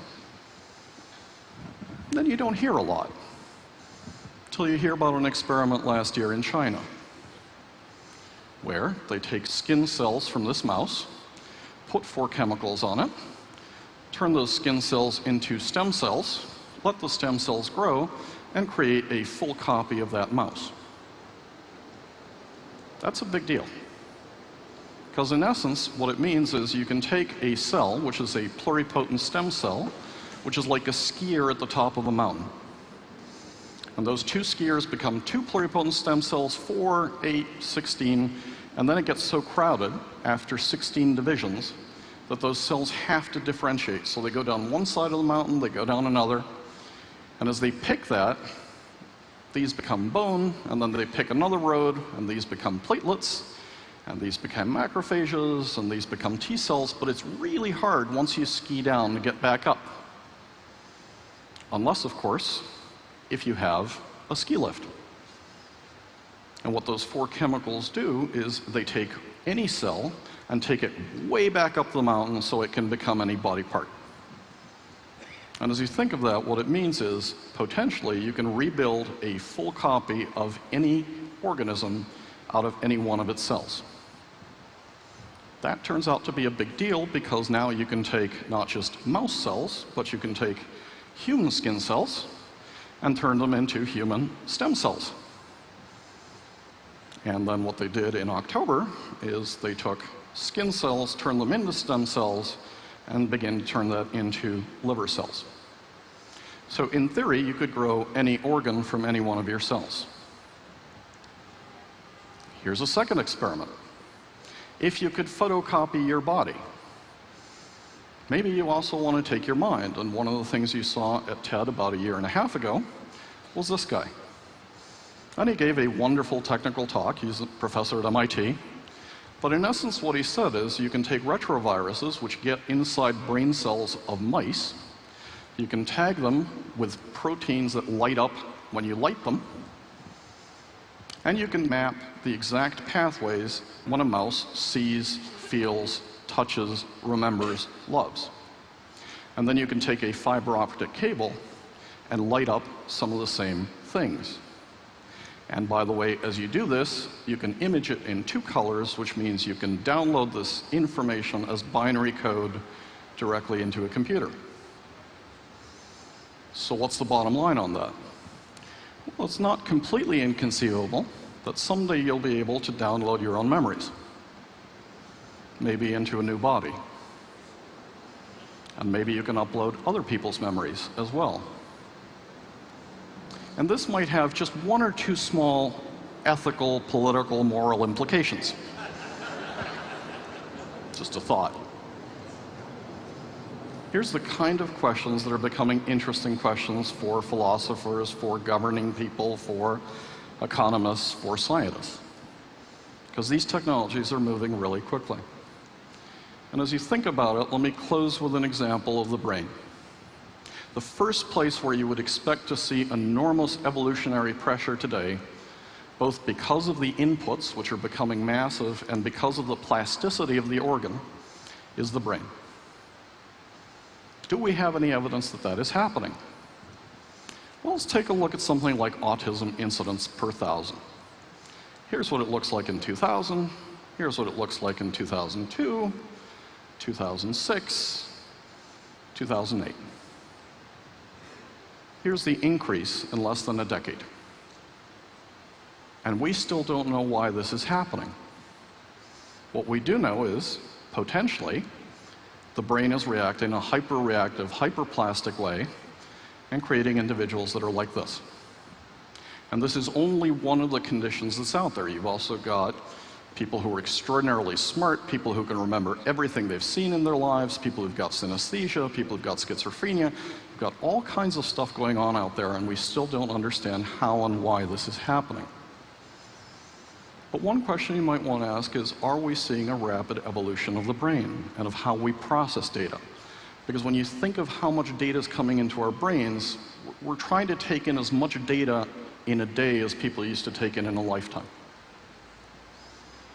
And as you're thinking about this, there's 4 theories as to why this might be going on, plus a whole series of others. I don't have a good answer. There really needs to be more research on this. One option is a fast food fetish. There's beginning to be some evidence that obesity and diet have something to do with gene modifications which may or may not have an impact on how the brain of an infant works. A second option is the sexy geek option.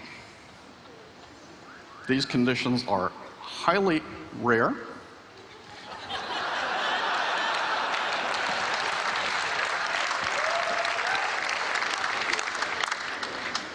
But what's beginning to happen is because these geeks are all getting together because they are highly qualified for computer programming and it is highly remunerated, as well as other very detail-oriented tasks, that they are concentrating geographically and finding like-minded mates.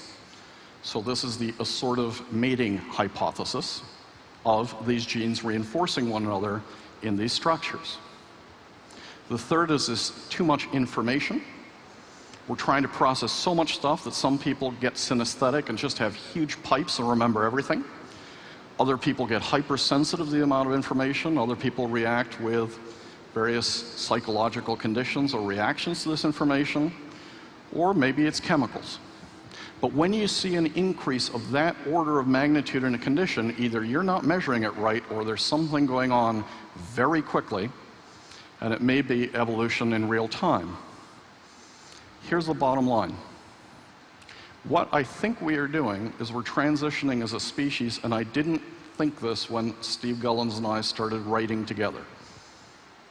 I think we're transitioning into a Homo evolutus that, for better or worse, is not just a hominid that's conscious of his or her environment, it's a hominid that's beginning to directly and deliberately control the evolution of its own species, of bacteria, of plants, of animals, and I think that's such an order of magnitude change that your grandkids or your great-grandkids may be a species very different from you.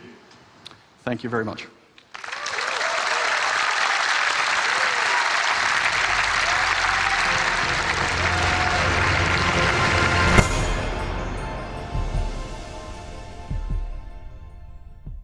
Welcome back to Autism Live. Okay, well, that was pretty interesting and a little sci-fi for me.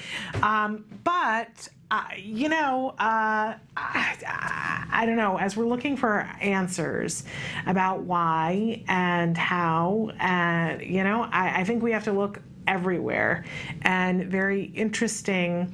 I'll tell you, one of the things that I love about the TED Talks is that usually, and at some point in the TED Talk, whoever is up there and talking makes some reference to the fact that the people who are at the TED Talks, the people who are presenting, and the people who are watching are all very intelligent, sometimes not in the norm in terms of the kinds of things that are interesting to them, the kinds of things that are exciting to them, and frequently referred to, some people make jokes and say geeks or whatever, but there is this acknowledgement amongst all of them that, look, we don't think like everybody else does.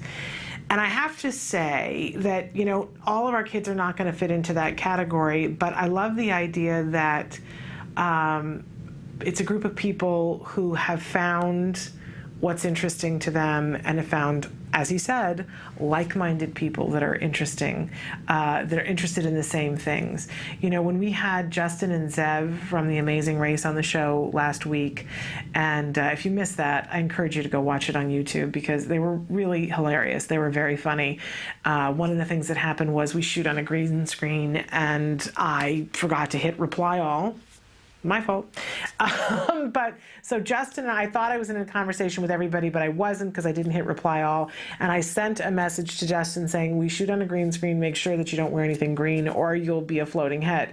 Well, that message did not get to Zev, who showed up in a green t-shirt and was a floating head throughout the interview, which I was appalled and embarrassed and mortified and all those things. And Justin and Zev said to me, no, it's really cool. We really like it. And that it was this fun thing that they made fun of throughout the interview and were very good sports about. So I encourage you to go and watch it. But the thing that I've said ever since then is to see these two young men, and Zev, although he doesn't broadcast it, he, in a way he did, because he went on The Amazing Race twice, and they let everybody know that he has Asperger's. And Justin does not. And they are the best of friends. And they have this wonderful, wonderful relationship that I think if you had the opportunity to be in the room with, like me, you would hope that at some point in your child's life that they have that level of friendship with somebody. Because it was just an amazing, I wish that for all of us. These are two really good friends who were very accepting of each other and poked fun at each other, but had each other's backs, and just a lovely, lovely friendship. And I love that at the TED Talks, it's a group of people who get who they are, and that they are together with a group of people who also get who they are. And that's really what I saw with Justin and Zev the other day. So I appreciate, and they have a sense of humor about it too, in both cases, which you gotta love. You've gotta love. So I don't know, we show the TED Talks and they're food for thought. And a lot of interesting things that you may not agree with and or that may tear your ticket a little bit. But an interesting proposition. So and certainly no hard and fast answers, but very, very interesting. We're going to take a short break, and when we come back, I now have Facebook, so we're going to address your answers to the question of the day. Stick with us. In the small town of Elmira, New York, a boy was born into an all-American family. The odds of him opening his own clothing store at the age of 18? 1 in 138,000. Excited to be a part of pop culture, he packed for the big city. The odds of finding someone to invest in his vision? 1 in 4.5 million. The odds of him achieving his dream in the fashion industry? 1 in 23 million. The odds of having a child diagnosed with autism? 1 in 88. I am Tommy Hilfiger, and my family is affected by autism. Learn more at autismspeaks.org/signs. Early diagnosis can make a lifetime of difference.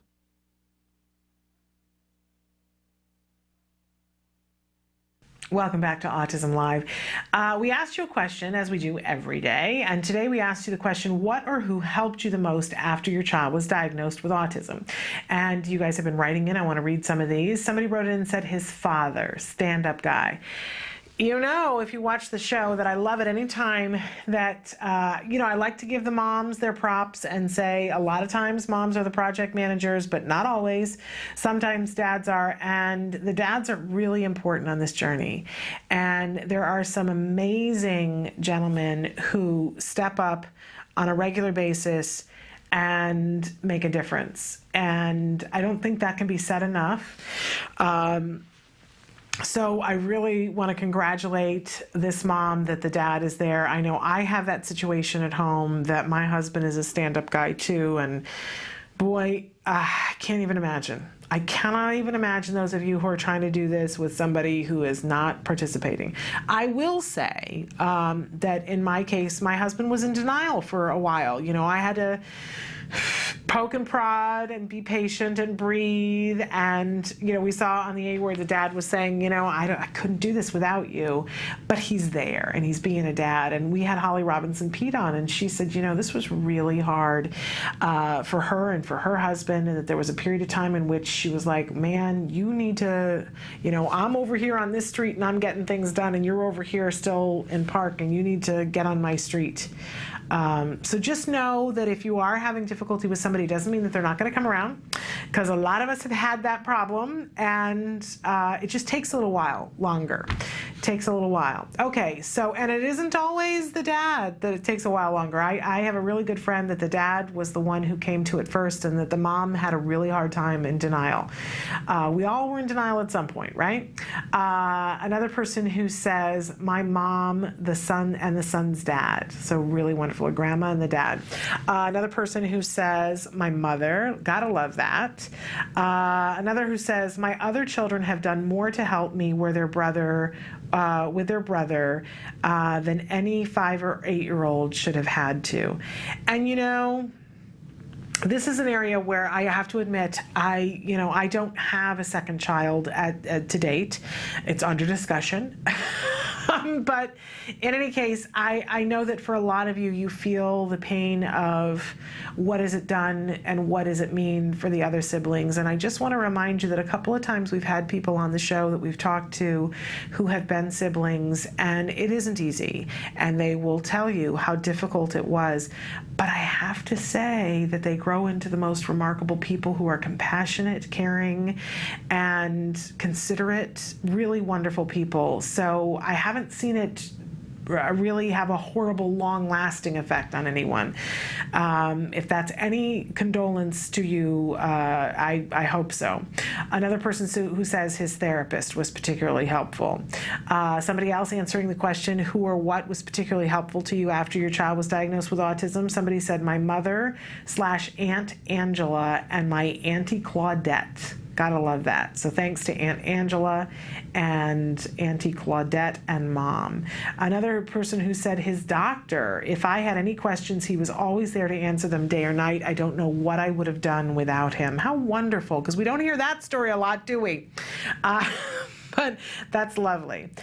We actually had switched pediatricians when we were going through the process. Right before his descent into autism, we had to switch pediatricians because our insurance changed. And the new pediatrician failed to diagnose even when I went to her with concerns.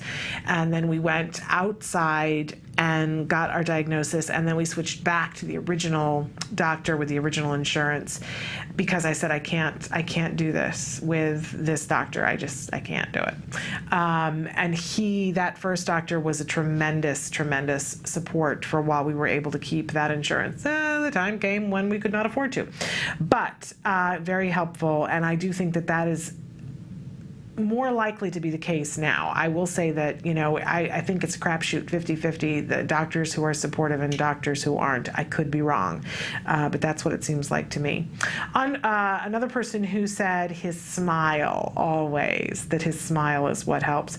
And another person who says my support group members, I can't even say how important it is that you have a support system, whether it's your family or your church, or I always encourage you to have one local support group, whether it's online and you never even meet the people, but you have someplace that you can ask questions, and then a more global support group where you can meet people who have children who have the same manifestation of symptoms that your child has, right?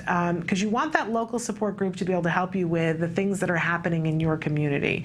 Who is the best person to go to for dentist, and who's the best person at this, and who's the best person at that. But frequently you'll find, it's still a comfort to you, but you'll find that the people in your community who have children on the spectrum sometimes their spectrum is just an opposite end of the spectrum from what yours is. But when you go on the more global support group, you find people whose children, you go, oh boy, that sounds like my child. Another person who says, unfortunately, we got a diagnosis and then shuffled out the door. Thank you for coming. Our little family was on its own alone. Then we got to pre-K. We were blessed with the most amazing teacher. Isn't it amazing, like the people that you would expect to be helpful and supportive and sometimes aren't, and sometimes somebody comes out of the woodwork, the least expected person that you thought would be the one that helps, and yet they are. Another person who says, my whole tribe, friends and family, don't know where my son and I would be without our whole crew of peeps always being there and working hard to understand autism. Still remembering everyone is different, so those with autism don't all fit in a labeled box. Absolutely, we do have to remember that everybody is different. Another person who says, a really awesome parent advocate who reminded me that he was the same child that I loved and wanted an hour before I got the news. And now we just have a roadmap for best practices to know how to help him be who he needs to be to impact the world. I think that's so key. When we got our diagnosis, and I think I was mentally expecting it. Of course, I was hoping that wasn't what it was going to be, but I was expecting it. And, we left the doctor's office, and my husband and I had this talk about, okay, what do we do now? And I said, the first thing we have to do is circle the wagons, call our friends and family. There were only a couple of people who knew that we were waiting to go in for the appointment. And I said, it's time. We have to tell everyone. That was my instinct. It's not everybody's instinct, but I knew we needed help. And it's funny because I called my mom and I told her, and I said, well, we've just come from the doctor's office, and Jem has gotten a diagnosis of autism. And I remember my mom crying, and I was already crying, you know what I mean? And I was sitting there and in the car and just felt like, what are we going to do? Like driving off a cliff. But sometimes this is how I am, and I know it might just be me, but if somebody else is having a reaction, then I do something else. So if somebody's crying, then I comfort, right? I don't just sit and cry with the person. And so it was really interesting because I was feeling like bad. And I called my mom, and your expectation is, oh, that person's going to soothe you and help you to feel better or whatever. And that wasn't what happened, but it was actually what was best, because my mom started to cry and she said, oh no, not our baby, not our baby. And it was interesting because as soon as she started to cry, my tears welled up, and I said, hey, he's the exact same child he was yesterday. Exact same boy. We just have a better idea of where to start to look for help. That's all. And in that moment, saying it, I was like, hey, that's true. That's absolutely true. I still love this little boy like I did yesterday, which was huger than my body. I love him. And, we're just going to know what to Google now to find help. So I do think that that's important to realize they're the exact same child that they were. Okay, another person who says, my husband, after diagnosis, no one supported us and believed us. We were in it for ourselves. But you know what? Thank goodness you had each other. Because I know there were times when my husband and I have talked about this. We felt like two people standing on a ledge in a windstorm with rain pelting us, cold and wet, but we were hanging on to each other. Hanging on to each other. We have a magnet on our refrigerator that my husband gave to me about a year in. And it says we can get through anything together, and it's right on the refrigerator to this day because when the chips are down, man, how great is it to have somebody you can count on? And while we were going through that, I saw a couple of friends' marriages dissolve that weren't dealing with autism, and I remember going, man, I can't do that. I can't do this and that. So you stay close, and I'm going to try not to get mad at you, and hopefully you won't get mad at me. Really important if you have somebody that's worth it to cling and hold on to each other. Another person who says other autism parents and online groups. Absolutely agree. So helpful. Another person who says ABA therapy and local support group. Absolutely. Another person who says our faith in God and all the good people around us. Love that. And another who says God, he's always there for me. Absolutely love that. I want to go on to one of these other sites here.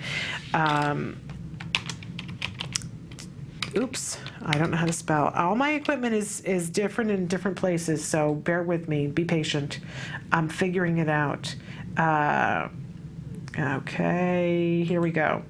Another person who says, my son's father was a great big help to me, and I'm so thankful to him for having him in our lives. Love that. They say the best gift that we can give our children is to be in a loving relationship with our partner. Yeah, some days it's harder than others. But it's important, right? My husband's wonderful. He's the most patient person on the face of the earth, obviously. Here's somebody who says no one. At first 2 visits to psychiatrist, 32 when I was diagnosed. And you know what I want to say to that person, because we're hearing more and more, and I love that you guys are writing in, we're hearing from more and more adults who are going in and getting diagnoses now. And, we interviewed a mom about a week and a half ago who was saying, her daughter is on the spectrum and is a teenager now, and that she's in the process of finding out if she is also on the spectrum and having to wait until January 3rd for an appointment, which I just think is cruel in the extreme. But I will say this, what I'm hearing from you guys over and over and over is that once you go and get the diagnosis, that there is a relief. And I do want to remind all of you that we talk about skills from time to time, and I'm using skills with my son, who's 9 years old. But skills is a very great tool, especially there's 3 different curricular areas that I think are really beneficial for older individuals on the autism spectrum. The social curriculum, and in particular, the area in the social curriculum that has social language. And I'm going to go out on a limb and say that I think it's beneficial for absolutely everyone, not just people on the autism spectrum. If you want to be good at being able to participate in a conversation and know what, I'm learning things from it because I do not know how to end a conversation. I think that's abundantly clear. And I am learning how to handle situations where it's group discussion in a way that's more effective for me. Am I 100% yet? No, I'm a work in progress, but it's beneficial to me. And I know other adults that are working in the social language curriculum and saying, this is awesome. This is truly, truly awesome. But I also want to point out that the cognition curriculum and the executive function curriculum, oh my goodness. I have said it before that I think that every single junior high school and and high school students should have to go through that executive functions curriculum.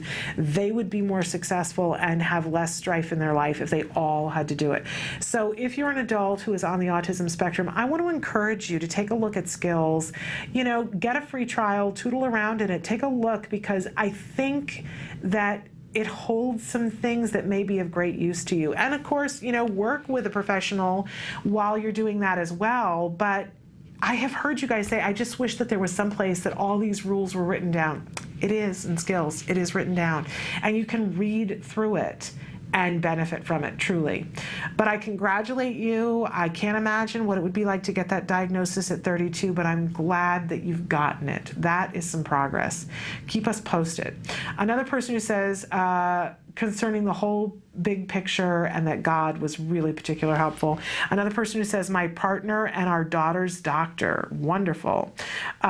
Somebody wrote in and said vodka, and then said, I'm kidding, in big letters. And then they put my husband and our early intervention therapist and the book, Your Out of Sync Child. Okay, very useful.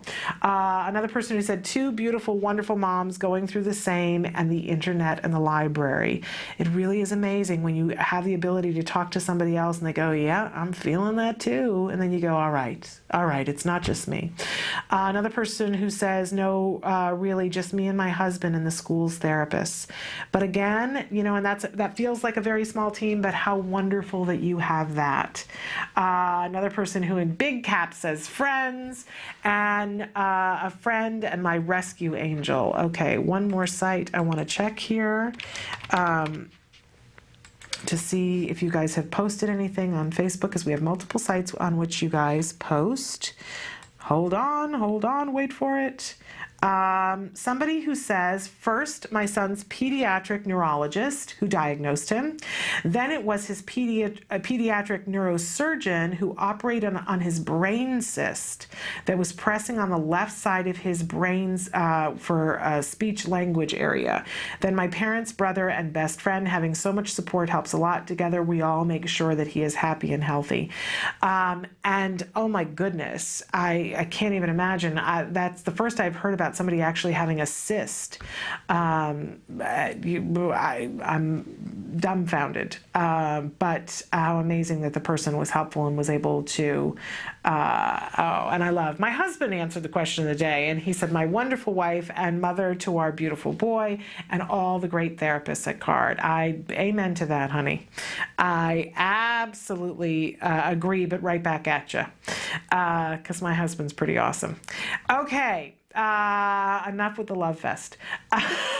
We're going to take a short break, and when we come back, we have our success at school tip for the week, so stick with us.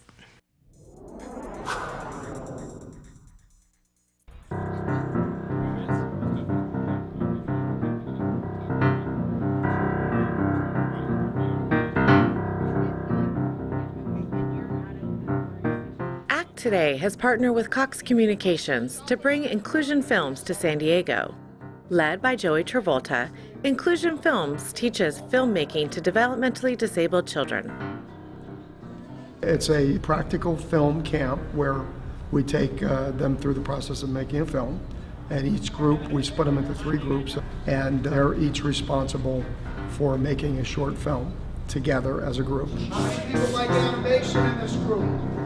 This is a wonderful opportunity for children to build their self-confidence, to develop new friendships, and it's also an opportunity for their siblings to come and to enjoy the company of other peers in this really wonderful, fun setting. Okay, so you know what time it is?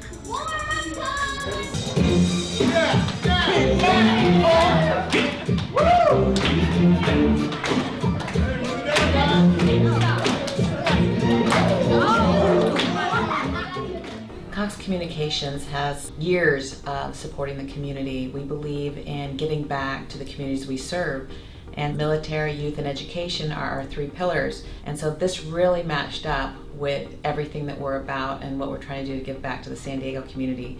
And so we were thrilled to meet up with ACT Today and Inclusion Films and to have this wonderful synergy. 3 organizations really trying to move towards a common cause. Are we ready? There you go, got it. Mark. Okay? You'll be talking to me, okay? So tell me your name, say my name is. In the past, we've done The Junior Apprentice, which was a takeoff on The Apprentice, The Really, Really, Really Late Show, which is a takeoff on The Tonight Show. And this year, we're doing a combination of 60 Minutes and Entertainment Tonight called 30 Minutes Tonight.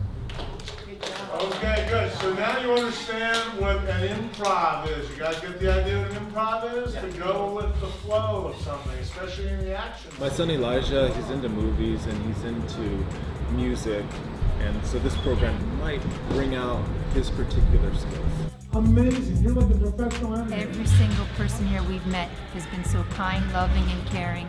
They've given Nicholas the opportunity to be himself and be around people who have the same passion and interest as he does. What is it you learned with Ultimate? What did you learn? That filming is kind of tricky. It was really nice to know how much they were enjoying this camp, and they're with people who are supporting them and are making them feel great about themselves and their differences and their similarities. And I get two kids that are working together and apart and together and apart, so it's an interrelationship as well as a camp and a learning experience. Everything that goes into the process of making a film goes into everyday life. So they're learning life skills, they're learning to collaborate. And when they collaborate, they come up with a product that everybody can see. They're a part of something. They become a community, they become a family. When you make a film, you really become a family. Are we having fun at film camp? Yeah! You know, we are close to Hollywood. Yes. And Hollywood is always looking for young talent like this. Autism is an epidemic, and it is not going to get any better anytime soon. Families are struggling to pay the bills, to put food on their table, let alone provide services for their children. And ACT Today is a vehicle of support for these families by helping them get access to life supports that they couldn't otherwise have. My experience in film camp has been great, and I just really love how all you guys decided to bring us together. What I learned here, I learned to animate, how to operate the plot board. I learned about the animation and filming and editing. Making friends. Making new friends and acting. Meeting new friends. You can be anything you want to be. Welcome back to Autism Live. I'm Shannon Penrod. We're webcasting to you live from the Center for Autism and Related Disorders headquarters in Tarzana, California.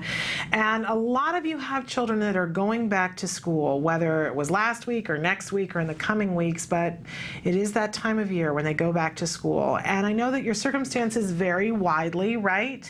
Some of you are homeschooling, some of you are sending your children to the school that's down the street. And whichever way you are educating your child, it is a time that's filled with anxiety, right? And it's really important that, we were talking about this earlier in the show, that we're like the project managers, right?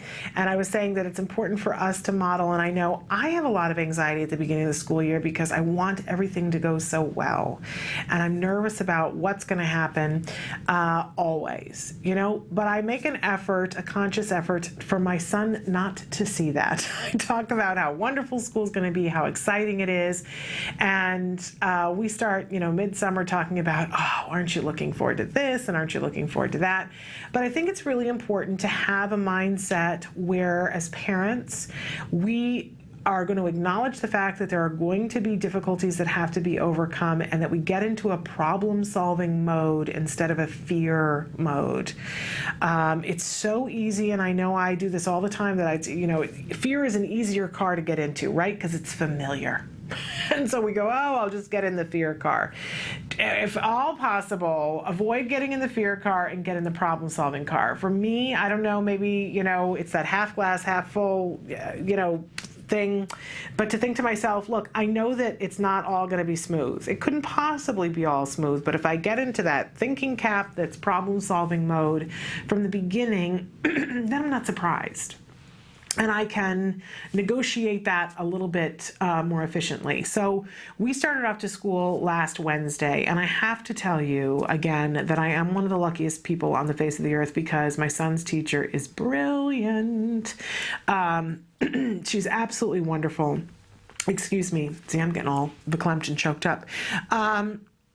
But I still had the mindset that, that doesn't mean that it's all going to go smoothly, right? And thank goodness for that. Although my expectation, I'll be honest, was that at the first day that things were just going to go so good, and I had the little sticker chart and had the opportunity to talk to the teacher about it, and she loved it, which I was so excited about. And so we went off to school the first day, and I pick him up at the gate at the end of the first day, and he's all smiles and so thrilled that he's coming out the gate. And I said to the teacher, "So how did it go?" And she said like this, and I went, "What? This is just not usually what happens, right? Usually I pick him up at the gate, and almost all the time it's a great day and great things had happened." And she said, "No, we had a really rough day today." And I was just like, "What? What happened?" And what I loved was that she was able to tell me very succinctly, here's what happened. He completely perseverated on the clock. He sat there at his desk and he looked at the clock and looked at the clock, and even twice, not just once, but twice, raised his hand and said, "I don't think the clock is working. It hasn't moved in the last couple of seconds." That's how into the clock he was. And I was mortified. But because I had that whole, thinking cap on of there's going to be problems, and because he has a brilliant teacher, we were able to come up with something different to do the next day. Because before it became a pattern, it had only happened one day, right? But it happened over and over and over in one day, and I didn't want it to continue, and the teacher didn't want to continue. And she even said to me, if I need to, I will take the clock down off the wall. And I said, okay, great to know that you're willing to do that, and wonderful to have a teacher who's willing to go to that extreme, But I said, let's see if we can catch this before we get there. And in these kinds of circumstances, what would be ideal is to have somebody come in and do a functional behavior assessment. But sometimes the behavior happens and it hasn't gotten to that thing where it's happening again and again and again. And so I said, I just want to do a little litmus test here to see, is this something that he can stop? How much control does he have? Or is this true perseveration where he literally, it's like a compulsion and he can't get control of it? Or is it something that, it's automatically reinforcing in the moment, and that he's just finding it because he's got nothing else to do because it's the first day of school and he's not used to being in this kind of environment. So we did a little experiment on Friday to see if offered something big enough that he would want, could he put the brakes on it? Could he self-monitor? And was thrilled when I picked him up on Friday that he didn't look at the clock once. We gave him, by the way, that he could look at the clock. He could get caught looking at the clock a total of 5 times throughout the day. And if he did it 5 times or less, that he would get this massive reward. And just so that I could see where is it something that he can control if it's worth it, because that puts it in a different category for me. And what was hilarious was that, because I'm always overzealous. He came home and he came through the gate and he was thrilled to be done for the day. And the teacher was like, this was incredible. And he was great. And he didn't look at the clock once, and it was fabulous. And I just wanted to hug her, because she was so excited about the whole thing. And she said, I don't know, exactly what you said to him, but whatever it was, it worked. And it's amazing the difference and, what he got done today, and so on and so forth. And so I now start to walk away from him, and I'm patting myself on the back because I'm such a clever, ridiculous mother is what I am. As we're walking away, and I said, how was school today? And he said to me, oh, Mom, you wouldn't believe what we got at school today. And I said, what? He said, they gave us laptops, because at his school in the 4th grade, each child gets assigned a laptop to use during school projects. And he said, they gave us laptops at school. I love my teacher. She's the best teacher ever.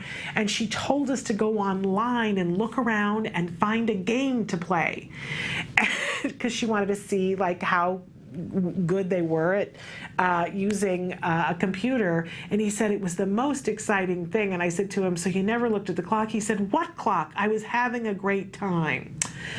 And, so I'm the ridiculous mother. But in any case, I could have gotten all upset and overreacted, and I did overreact, let's be honest about it.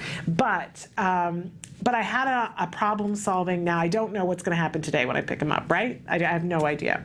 But I have a feeling that knowing that the computers are in the classroom and that a certain amount of behavior, he had to sign a thing this morning before he went up to school saying, I understand that I have to behave a certain way with the computer and I have to be respectful and blah, blah, blah, blah, blah. That is so reinforcing to him. And I had explained to him also on Monday, he said, I don't know what the problem is. I was looking at the clock, but I was listening to everything the teacher said. And I said to him, well, honey, you know, it's that thing of if you're not looking at somebody while they're talking, it's rude. And they don't think that you're interested in what they're saying. And he said, oh, is that what the teacher thought? So he wants now to be on her good side because she's got the computers. And I love, though, that the whole team was looking at it from a problem-solving mode and not having an expectation that everything was going to go easy.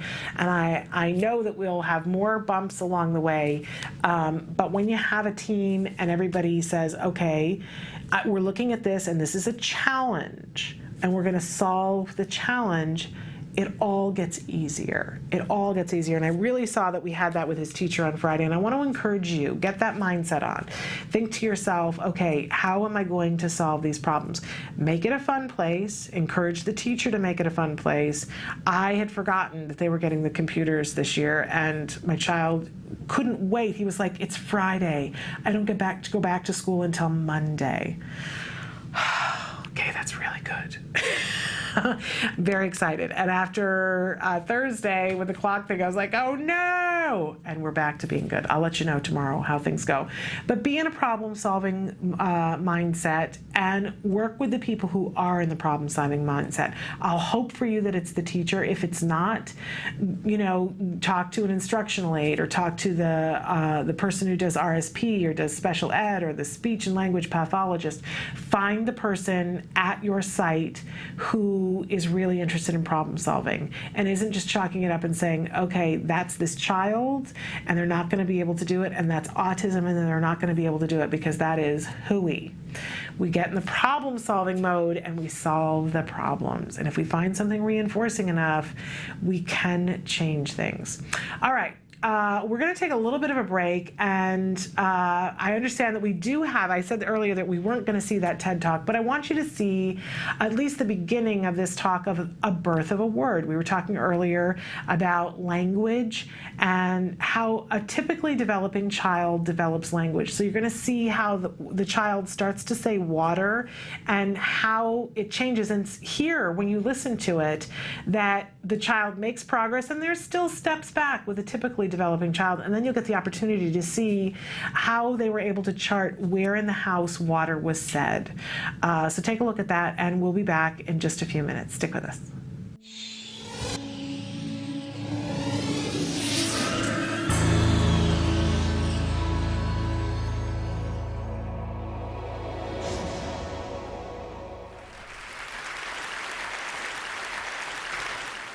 Imagine if you could record your life.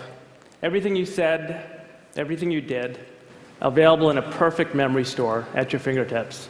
So you could go back and find memorable moments and relive them, or sift through traces of time and discover patterns in your own life that previously had gone undiscovered. Well, that's exactly the journey that my family began 5.5 years ago. This is my wife and collaborator, Rupal, and on this day, at this moment, we walked into the house with our first child, our beautiful baby boy. And we walked into a house with a very special home video recording system. Ready? 1 second. Okay.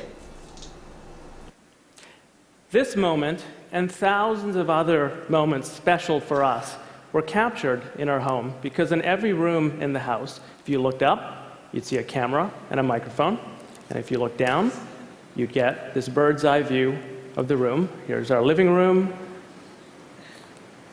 the baby bedroom, kitchen, dining room, and the rest of the house. And all of these fed into a disk array that was designed for continuous capture. So here we are flying through a day in our home as we move from sunlit morning through incandescent evening, and finally lights out for the day.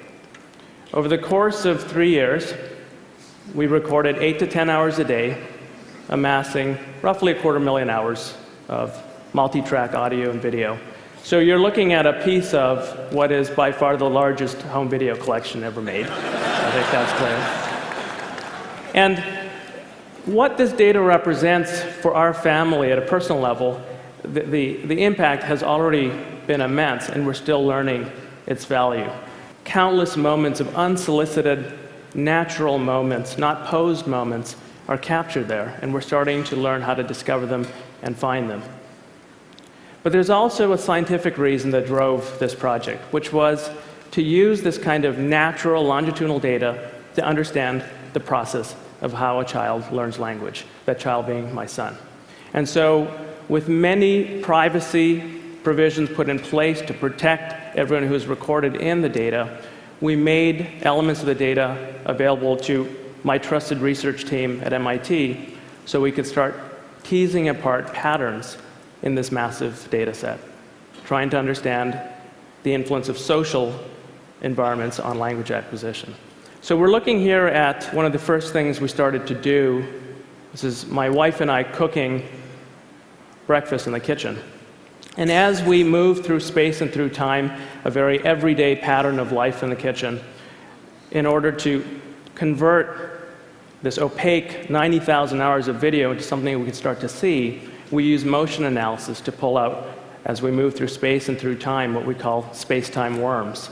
And this has become a part of our toolkit for being able to look and see where the activities are in the data, and with it, trace the patterns of, in particular, where my son moved throughout the home, so that we could focus our transcription efforts, all the speech environment around my son, all the words that he heard from myself, my wife, our nanny, and over time the words he began to produce. So with that technology and that data and the ability to, with machine assistance, transcribe speech, we've now transcribed well over 7 million words of our home transcripts. And with that, let me take you now for a first tour into the data. So you've all, I'm sure, seen time-lapse videos where a flower will blossom as you accelerate time. I'd like you to now experience the blossoming of a speech form. My son, soon after his first birthday, would say gaga to mean water. And over the course of the next half year, he slowly learned to approximate the proper adult form, water. So we're going to cruise through half a year in about 40 seconds. No video here, so you can focus on the sound, the acoustics, of a new kind of trajectory. Gaga to water.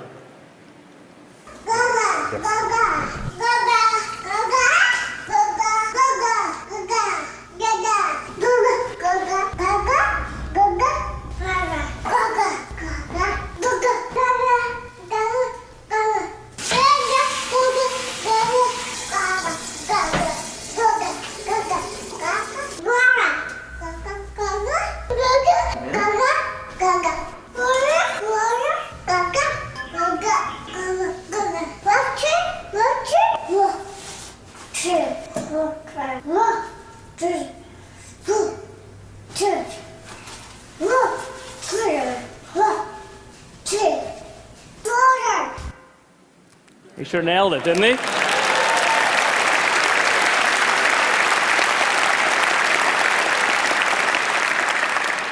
So he didn't just learn water. Over the course of the 24 months, the first 2 years that we really focused on, this is a map of every word he learned in chronological order. And because we have full transcripts, we've identified each of the 503 words that he learned to produce by his second birthday. He was an early talker. And so we started to analyze why. Why were certain words born before others? This is one of the first results that came out of our study a little over a year ago that really surprised us. The way to interpret this apparently simple graph is on the vertical is an indication of how complex caregiver utterances are based on the length of utterances. And the vertical axis is time. And all of the data we aligned based on the following idea. Every time my son would learn a word, we would trace back and look at all of the language he heard that contained that word, and we would plot the relative length of the utterances. And what we found was this curious phenomena that caregiver speech would systematically dip to a minimum, making language as simple as possible, and then slowly ascend back up in complexity. And the amazing thing was that that bounce, that dip, lined up almost precisely with when each word was born. Word after word, systematically. So it appears that all three primary caregivers, myself, my wife, and our nanny, were systematically, and I would think subconsciously, restructuring our language to meet him at the moment of the birth of a word and bring him gently into more complex language. And the implications of this, there are many, but one I just want to point out is that there must be amazing feedback loops. It's not, of course, my son is learning from his linguistic environment, but the environment is learning from him. That environment, people, are in these tight feedback loops and creating a kind of scaffolding that has not been noticed until now. But that's looking at the speech context. What about the visual context? We're now looking at, think of this as a dollhouse cutaway of our house. We've taken those circular fisheye lens cameras and we've done some optical correction, and then we can bring it into three-dimensional life. So welcome to my home. This is a moment, one moment captured across multiple cameras. The reason we did this is to create the ultimate memory machine, where you can go back and interactively fly around and then breathe video life into this system. What I'm going to do is give you an accelerated view of 30 minutes, again, of just life in the living room. That's me and my son on the floor, and there's video analytics that are tracking our movements. My son is leaving red ink, I'm leaving green ink. We're now on the couch looking out through the window at cars passing by, and finally my son playing in a walking toy by himself. Now we freeze the action, 30 minutes. We turn time into the vertical axis, and we open up for a view of these interaction traces we've just left behind. And we see these amazing structures. These little knots of two colors of thread we call social hotspots. The spiral thread we call a solo hotspot. And we think that these affect the way language is learned. What we'd like to do is start understanding the interaction between these patterns and the language that my son is exposed to see if we can predict how the structure of when words are heard affects when they're learned. So in other words, the relationship between words and what they're about in the world. So here's how we're approaching this. In this video, again, my son is being traced out. He's leaving red ink behind, and there's our nanny by the door. You want water? All right. She offers water, and off go the two worms over to the kitchen to get water. And what we've done is use the word water to tag that moment, that bit of activity. And now we take the power of data and take every time my son ever heard the word water and the context he saw it in, and we use it to penetrate through the video and find every activity trace that co-occurred with the instance of water. And what this data leaves in its wake is a landscape. We call these wordscapes. This is the wordscape for the word water. And you can see most of the action is in the kitchen. That's where those big peaks are over to the left. And just for contrast, we can do this with any word. We can take the word bye, as in goodbye, and we're now zoomed in over the entrance to the house, and we look and we find, as you'd expect, a contrast in the landscape where the word bye occurs much more in a structured way. So we're using these structures to start predicting the order of language acquisition, and that's sort of ongoing work now. In my lab, which we're peering into now at MIT, this is at the Media Lab, this has become my favorite way of videographing just about any space. Three of the key people in this project, Philip DeCamp, Ronnie Kubat, and Brandon Roy, are pictured here. Philip has been a close collaborator on all the visualizations you're seeing. And Michael Fleischman was another PhD student in my lab who worked with me on this home video analysis, and he made the following observation, that just the way that we're analyzing how language connects to events which provide common ground for language, that same idea we can take out of your home, Deb, and we can apply it to the world of public media. And so our effort took an unexpected turn. Think of mass media as providing common ground. And you have the recipe for taking this idea to a whole new place. We've started analyzing television content using the same principles, analyzing event structure of a TV signal, episodes of shows, commercials, all of the components that make up the event structure. And we're now, with satellite dishes, pulling in and analyzing a good part of all the TV being watched in the United States. And you don't have to now go and instrument living rooms with microphones to get people's conversations. You just tune into publicly available social media feeds. So we're pulling in about 3 billion comments a month. And then the magic happens. You have the event structure, the common ground that the words are about coming out of the television feeds. You've got the conversations that are about those topics. And through semantic analysis, and this is actually real data you're looking at from our data, our processing, each yellow line is showing a link being made between a comment in the wild and a piece of event structure coming out of the television signal. And the same idea now can be built up, and we get this wordscape, except now words are not assembled in my living room. Instead, the context, the common ground, the activities are the content on television that's driving the conversations. And so what we're seeing here, these skyscrapers now, are commentary that are linked to content on television. Same concept, but looking at communication dynamics in a very different sphere. So fundamentally, rather than, for example, measuring content based on how many people are watching, this gives us the basic data for looking at engagement properties of content. And just like we can look at feedback cycles and dynamics in a family, we can now open up the same concepts and look at much larger groups of people. This is a subset of data from our database, just 50,000 out of several million, and the social graph that connects them through publicly available sources. And if you put them on one plane, a second plane is where the content lives. So we have the programs and the sporting events and the commercials and all of the link structures that tie them together make a content graph. And then the important third dimension. Each of the links that you're seeing rendered here is an actual connection made between something someone said and a piece of content. And there are, again, now tens of millions of these links that give us the connective tissue of social graphs and how they relate to content. And we can now start to probe the structure in interesting ways. So if we, for example, trace the path of one piece of content that drives someone to comment on it, and then we follow where that comment goes and look at the entire social graph that becomes activated, and then trace back to see the relationship between that social graph and content, very interesting structure becomes visible. We call this a co-viewing clique, a virtual living room, if you will. And there are fascinating dynamics at play. It's not one way. A piece of content, an event, causes someone to talk. They talk to other people. That drives tune-in behavior back into mass media.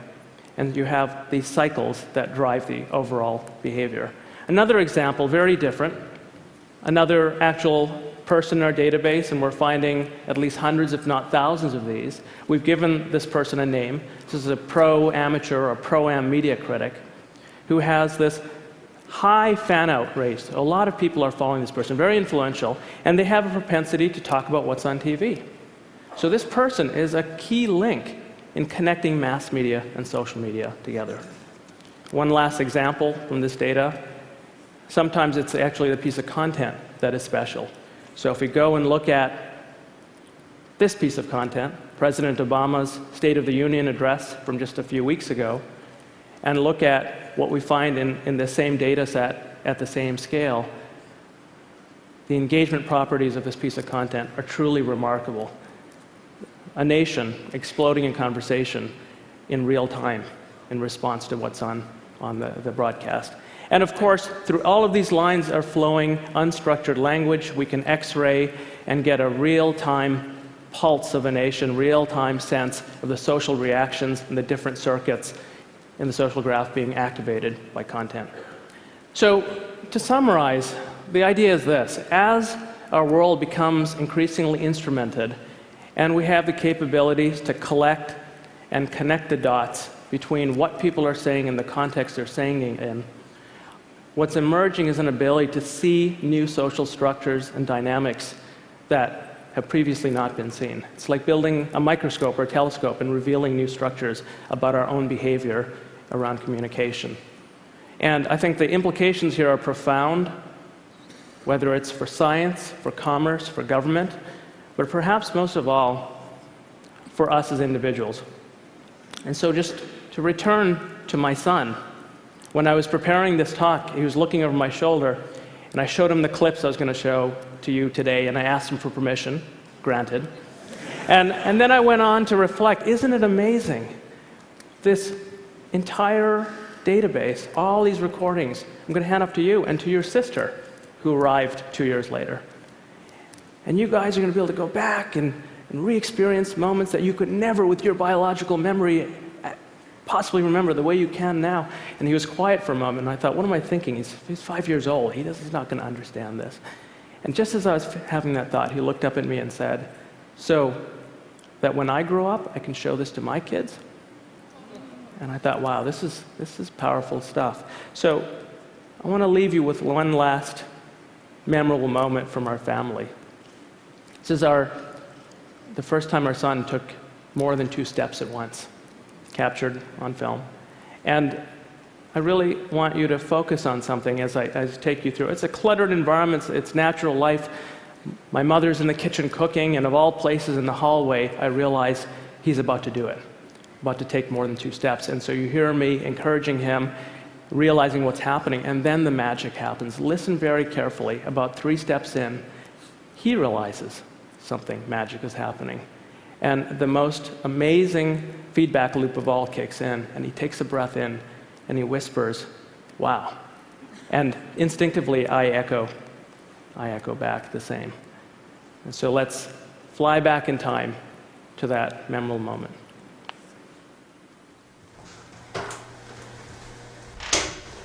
Hey, come here. Can you do it? Oh boy, can you do it?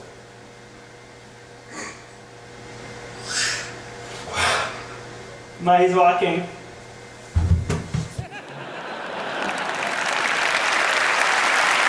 Thank you.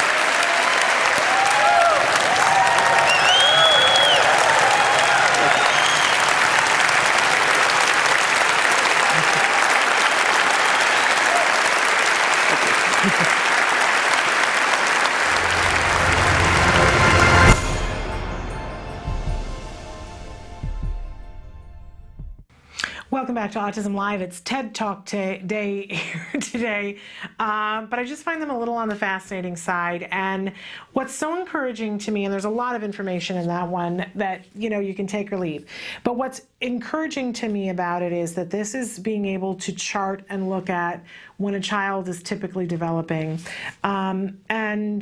and yet we still see that it has ups and downs, and it has 2 steps forward and 1 step back, which gives me permission as a parent to say it's okay for my child to take 1 step forward and 2 steps back too. I really appreciate that. And I see how many trials and how much they reinforce the approximations, how long it took. Yeah, my child started re-speaking at a much later date, but it still took that amount of time, and that, to feel like, okay, well, we had a different set of circumstances, it's happening at a different time, but I got to be that level of patient. And also to see, again, how tied it is to the location, that we see those spikes when he did I like how it turns, and they're graphic representations of things, and how it turns, and we see those spikes of activity of when water is said by the sink and by the tub. And we were saying earlier how important it is to link, use as few words as possible and link up the place and what's happening to the word that is more likely that the child will successfully learn the receptive turn. So, I think it gives me permission as a parent to have it not happen instantaneously, I think is the thing that I'm trying to say here. Really appreciate being able to watch that and hear the condensed version. You know, when we're in it, when we're trying to teach language, whether it's a neurotypical child or a child on the autism spectrum, it feels like it's taking forever. And when he condenses him going from gaga to water in that space of a year and a half, and he does it in like 37 seconds, it doesn't seem like that long of a time. And of course, as we get older and our children get older and we look back and we go, oh, you know, those baby years, they went so quickly. They don't go quickly while you're going through them, though, do they? All right, well, it's that time of day when we talk about our NET and DTT tips of the week. And something that somebody had written in and asked me for last week was, they said, you know, it's great that you do a DTT tip and it's great that you do an NET tip, but I kind of would like to hear if you were going to teach a specific lesson and what the differences between the two might be. And I thought, oh, of course, what a great idea. So the lesson that I picked is talking about the calendar. And so if we were going to talk about the calendar in terms of DTT, and imagine that, you know, first of all, we're going to assess, what does the child know? Does the child even know what a calendar looks like? Does the child know what the function of a calendar is? Do they know what a week is? Do they know what a day is? Do they know what their numbers are? These are all prerequisites so that I know where to start teaching DTT with a calendar. You know, and so I can sit with a calendar and I can take each one of those terms and start to show it on a calendar, but I'm not going to teach them en masse. I'm going to teach them one thing at a time. So I would absolutely make sure that my child knows numbers first, and then I would start talking about the months of the year. And what I would do is decide what my stimuli is going to be, but I would probably have a card that says January, and on it I would probably have some different drawings or pictures of kinds of things that people do in January. And I'm going to go for extremes, right? We live in Southern California and it doesn't snow. I think it snowed twice in the amount of time that my son has been here on this planet in Southern California. And one time he was too little to remember it, right? But I'm still going to put people in hats and gloves with scarves and maybe a snowman so that he's learning about January in every sense of the word, right? And I might have that on my picture that says January on it, and we'll start to do the months of the year, but I'm going to start with January and show my child the month January, and, you know, I might have some other, you know, pictures of things, and I might start with just saying, you know, give me January if my child is already reading. Or if they're not reading, depending on where I am with this, I might put out pictures, and I might put out just one picture and say, give me a picture of something that happens in the month of January. And the child gives me the one that has the snowman on it and the mittens and the gloves, right? So lots of different ways. And this would be a way that I would start working on January DTT. And by the way, at the same time, at a different setting, not at the same lesson, I might be working on the days of the week. In fact, I'd probably want to have that before I started working on the months of the year. And make sure that, you know, they have Monday first before we start adding in Tuesday, and eventually randomly rotate them. But taking it in little itty bitty snippets and teaching, okay, well, you know, this is a week. And there's songs that you can do, right? But going each word at a time. Sunday, Monday, Tuesday, Wednesday, Thursday, and then teaching the word a month, and teaching January, February, March, teaching the word a week, teaching the word a weekend, right? And applying with and having stimuli and showing them, asking them to do it expressively and asking them to give me something so that they're getting receptively. So that's the way I would go about teaching a calendar in terms of DTT. Now, how would I teach that in natural environment training? I would be in the car and playing the tape that says the days of the week, you know, whatever, like 15 different songs, where they talk about Monday, Tuesday, Wednesday, Thursday, Friday, Saturday, Sunday. And then I would be talking about the months too, and linking them up to the activities that they can look forward to. And I would have a big calendar on the wall, and every morning when the child got up, I would say, what's the month?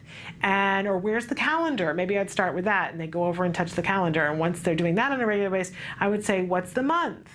and be telling them, say June. And so the child says June, I go, yay, it's the month. And what do we get to do in June, or whose birthday it is? And be pointing to it on the calendar that I've marked with important things, that you get to go to grandma's house on this day, or here's your birthday, or this is when we're going to go to the park, or this is when your lunch date is, and get them excited about the calendar.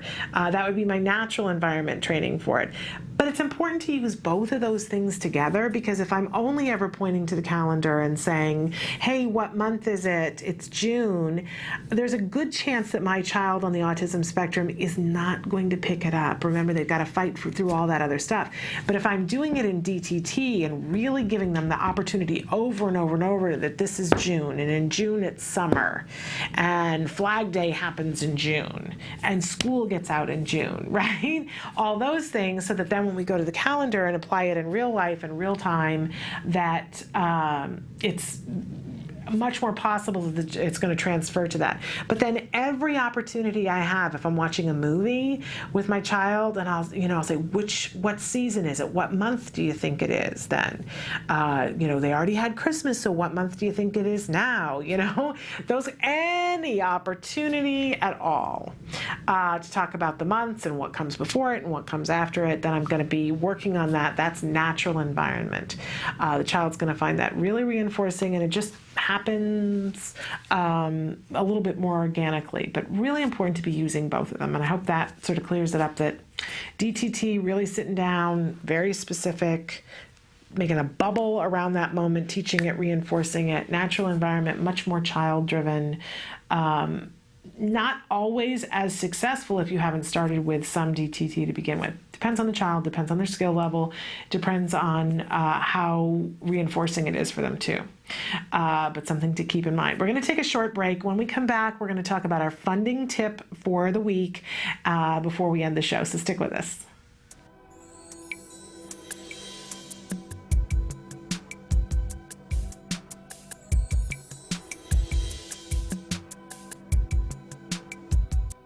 I'm here today with Sarah Cho, who is the managing supervisor of CARD Fresno. And she's a wonderful resource, and today we're going to be talking with her about using assisted technology.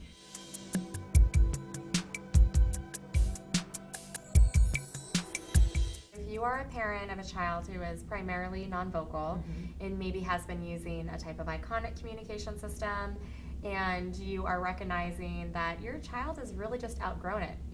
It is something, they need something faster, they need something better. There's so much more that we can do in the world of augmentative devices.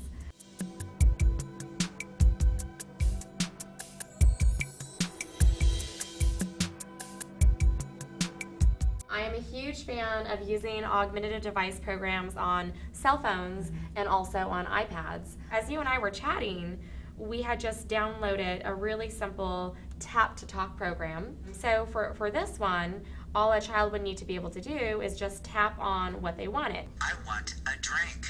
And then that immediately pulls up a screen where there's water, juice, milk, soda, and smoothie. So maybe the child just wanted a drink of their water. Water, please. And it's that simple. And there's not a lot to manipulate. The child does not have to have really advanced motor skills at all.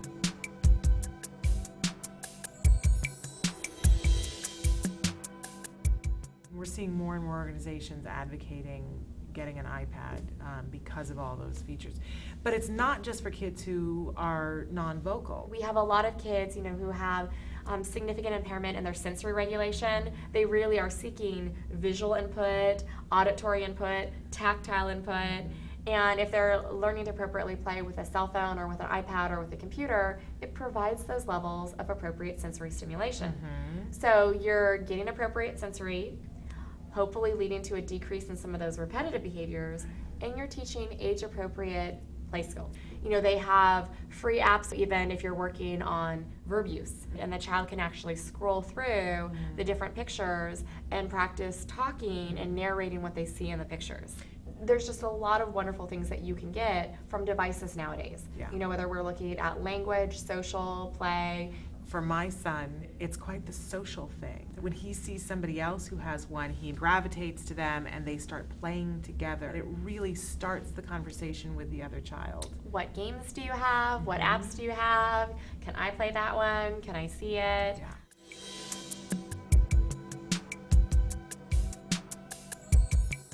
And a lot of the apps are super inexpensive or free. Or free.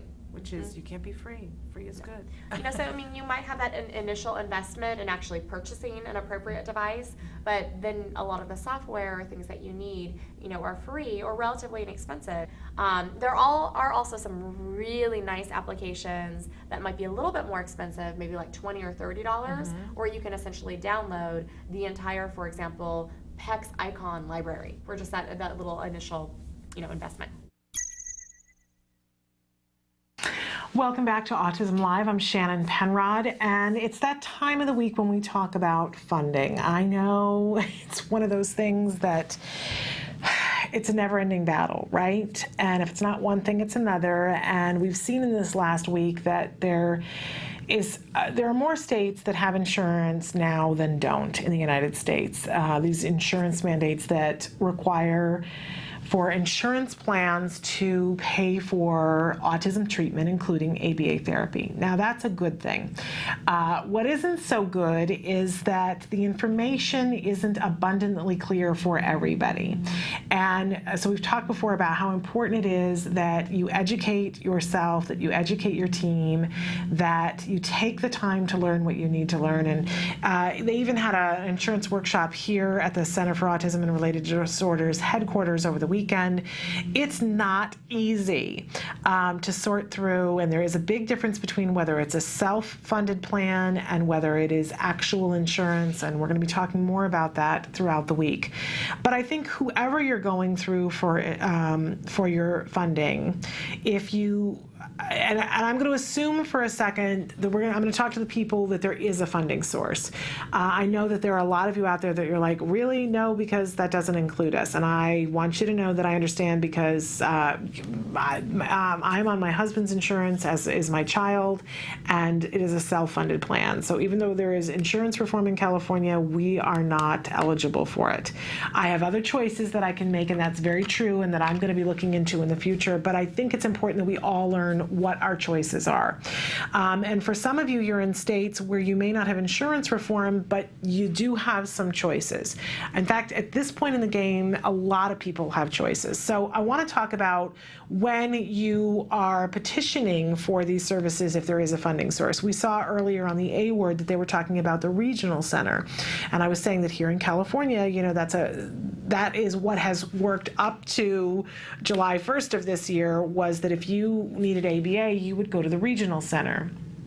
And even if you have insurance, you're going to have a doctor sign a prescription saying that it's medically necessary for your child to get ABA.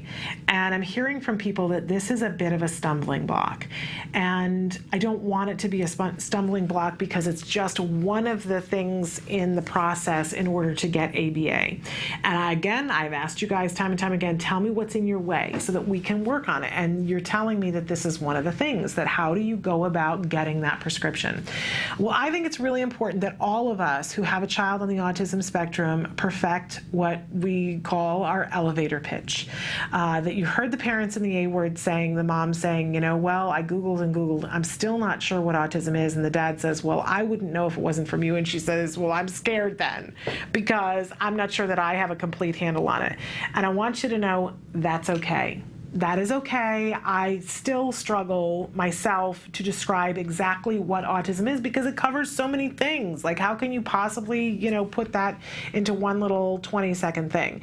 I don't know how you do it, and I haven't managed to do that. However, it's really important that you take a look at what your child engages in, what behaviors you see in your child on a regular basis, and that you are able to communicate those quickly and efficiently to people who hold purse strings. Let's just say what it is, right? Because at some point, well, first of all, let's talk about the statistics. If we're at 1 in 88 and 1 in 54 boys, it means you're in a long, long line. And the people that you're in line to talk to are tired and they're overwhelmed, right? Let's give them the benefit of the doubt and assume that they're well-meaning, because a lot of them, very likely most of them, are well-meaning. Some of them are at a point where they don't need to be in this job anymore, right? And you don't know who you're going to get when you finally get that person on the phone or you get to the desk. But it's important that you can get to it as concisely as possible. I know you want to tell your story. I really do. Call here. We'll let you tell your story here, and you can tell us how horrible it was and how this person said to you and da-da-da-da. But when you're there for the funding thing, you want to be able to say, my child is 4 and only has 4 words that they use functionally. They're tantruming on a daily basis, sometimes as many as 10 times a day. My child is not able to dress themselves, and they're not able to toilet, and we have feeding issues and we have sleeping issues. Boom. If that's what's going on. You're not telling any lies. There's no need to lie here, but you need to be able to get to it concisely and get it down to 1 minute to 2 minutes of, these are the behaviors that I'm seeing in my child. And just tick them off. Just the facts, right? Just the facts, ma'am, and nothing else, because that's what's going to get it done. If you go to the funding source and you go to your doctor and you say, look, I want ABA, and I've heard that it's just so great and that there's kids who are no.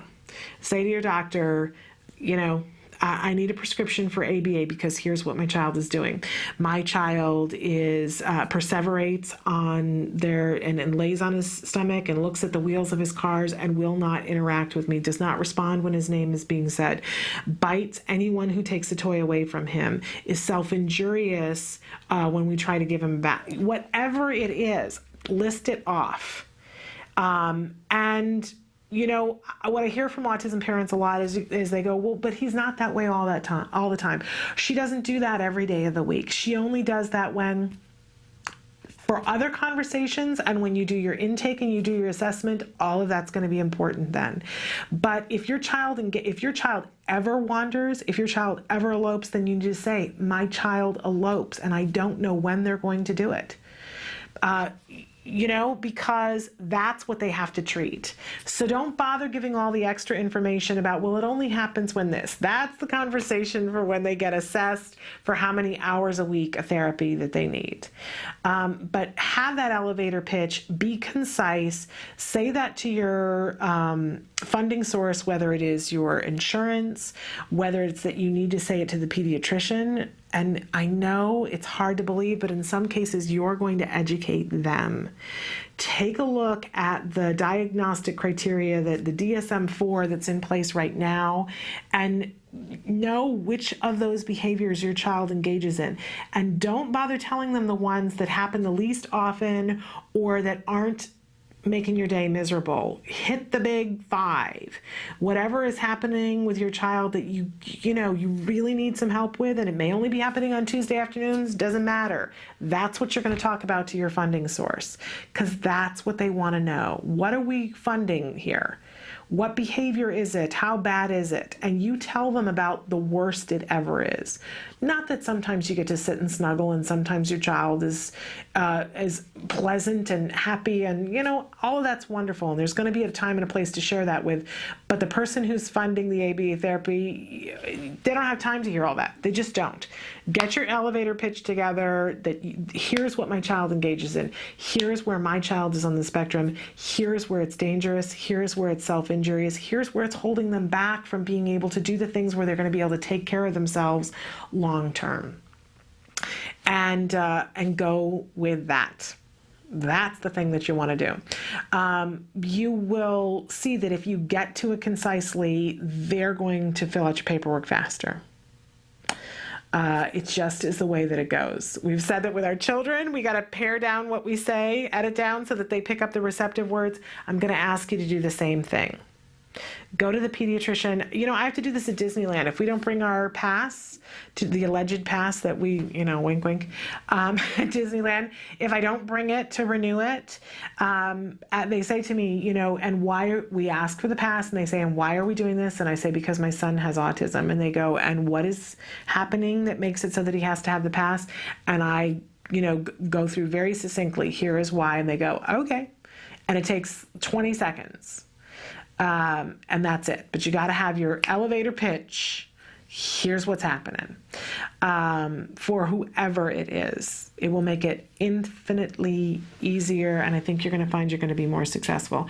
Don't be afraid to switch doctors. If you go to your pediatrician and you say, and be blunt with them, you can say, my child has autism, and have the paper with you that says that your child, if you haven't got your child diagnosed, now is a great time to do it, because this is what the insurance is going to require, right? And it's okay for insurance if you have PDD, NOS, or Asperger's, they're still going to fund it. So have that piece of paper, say I went to the developmental pediatrician, and hopefully, if you go to the developmental pediatrician, have them write the prescription for the ABA. They don't have to say how many hours, they just have to say ABA, medically necessary. And that's what you turn into your insurance, and they will help direct you, hopefully, to which providers they will cover. But don't be a shrinking violet. Ask for the prescription and tell them this is, you might be the first person that's asking them. You're not going to be the last person. So be kind, be sweet, have your elevator pitch, be concise, and get them to write the prescription. It's going to make a big difference in your child's life.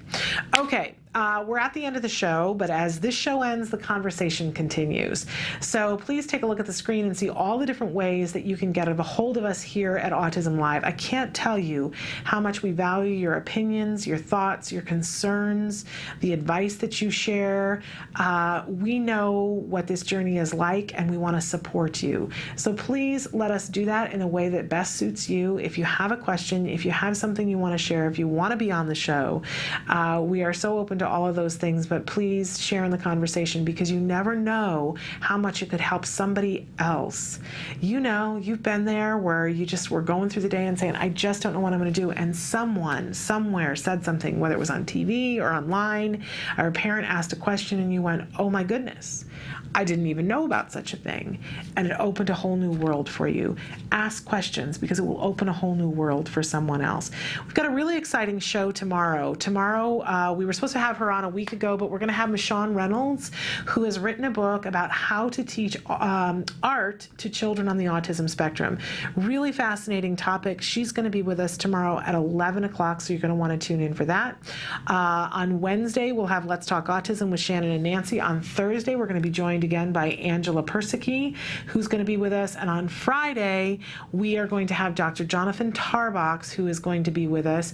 And we also have a very interesting group that's going to be with us on Friday.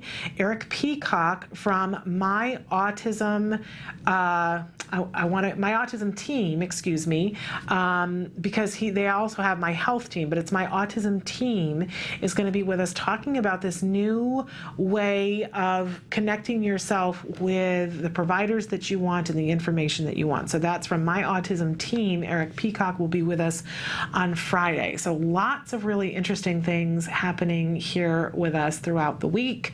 But most important are your questions, your concerns. We'll look forward to hearing from you. We're going to be back tomorrow at 9 a.m. live Pacific Standard Time. Join us then. And until then, please give your kiddos a hug from me. Bye-bye for now.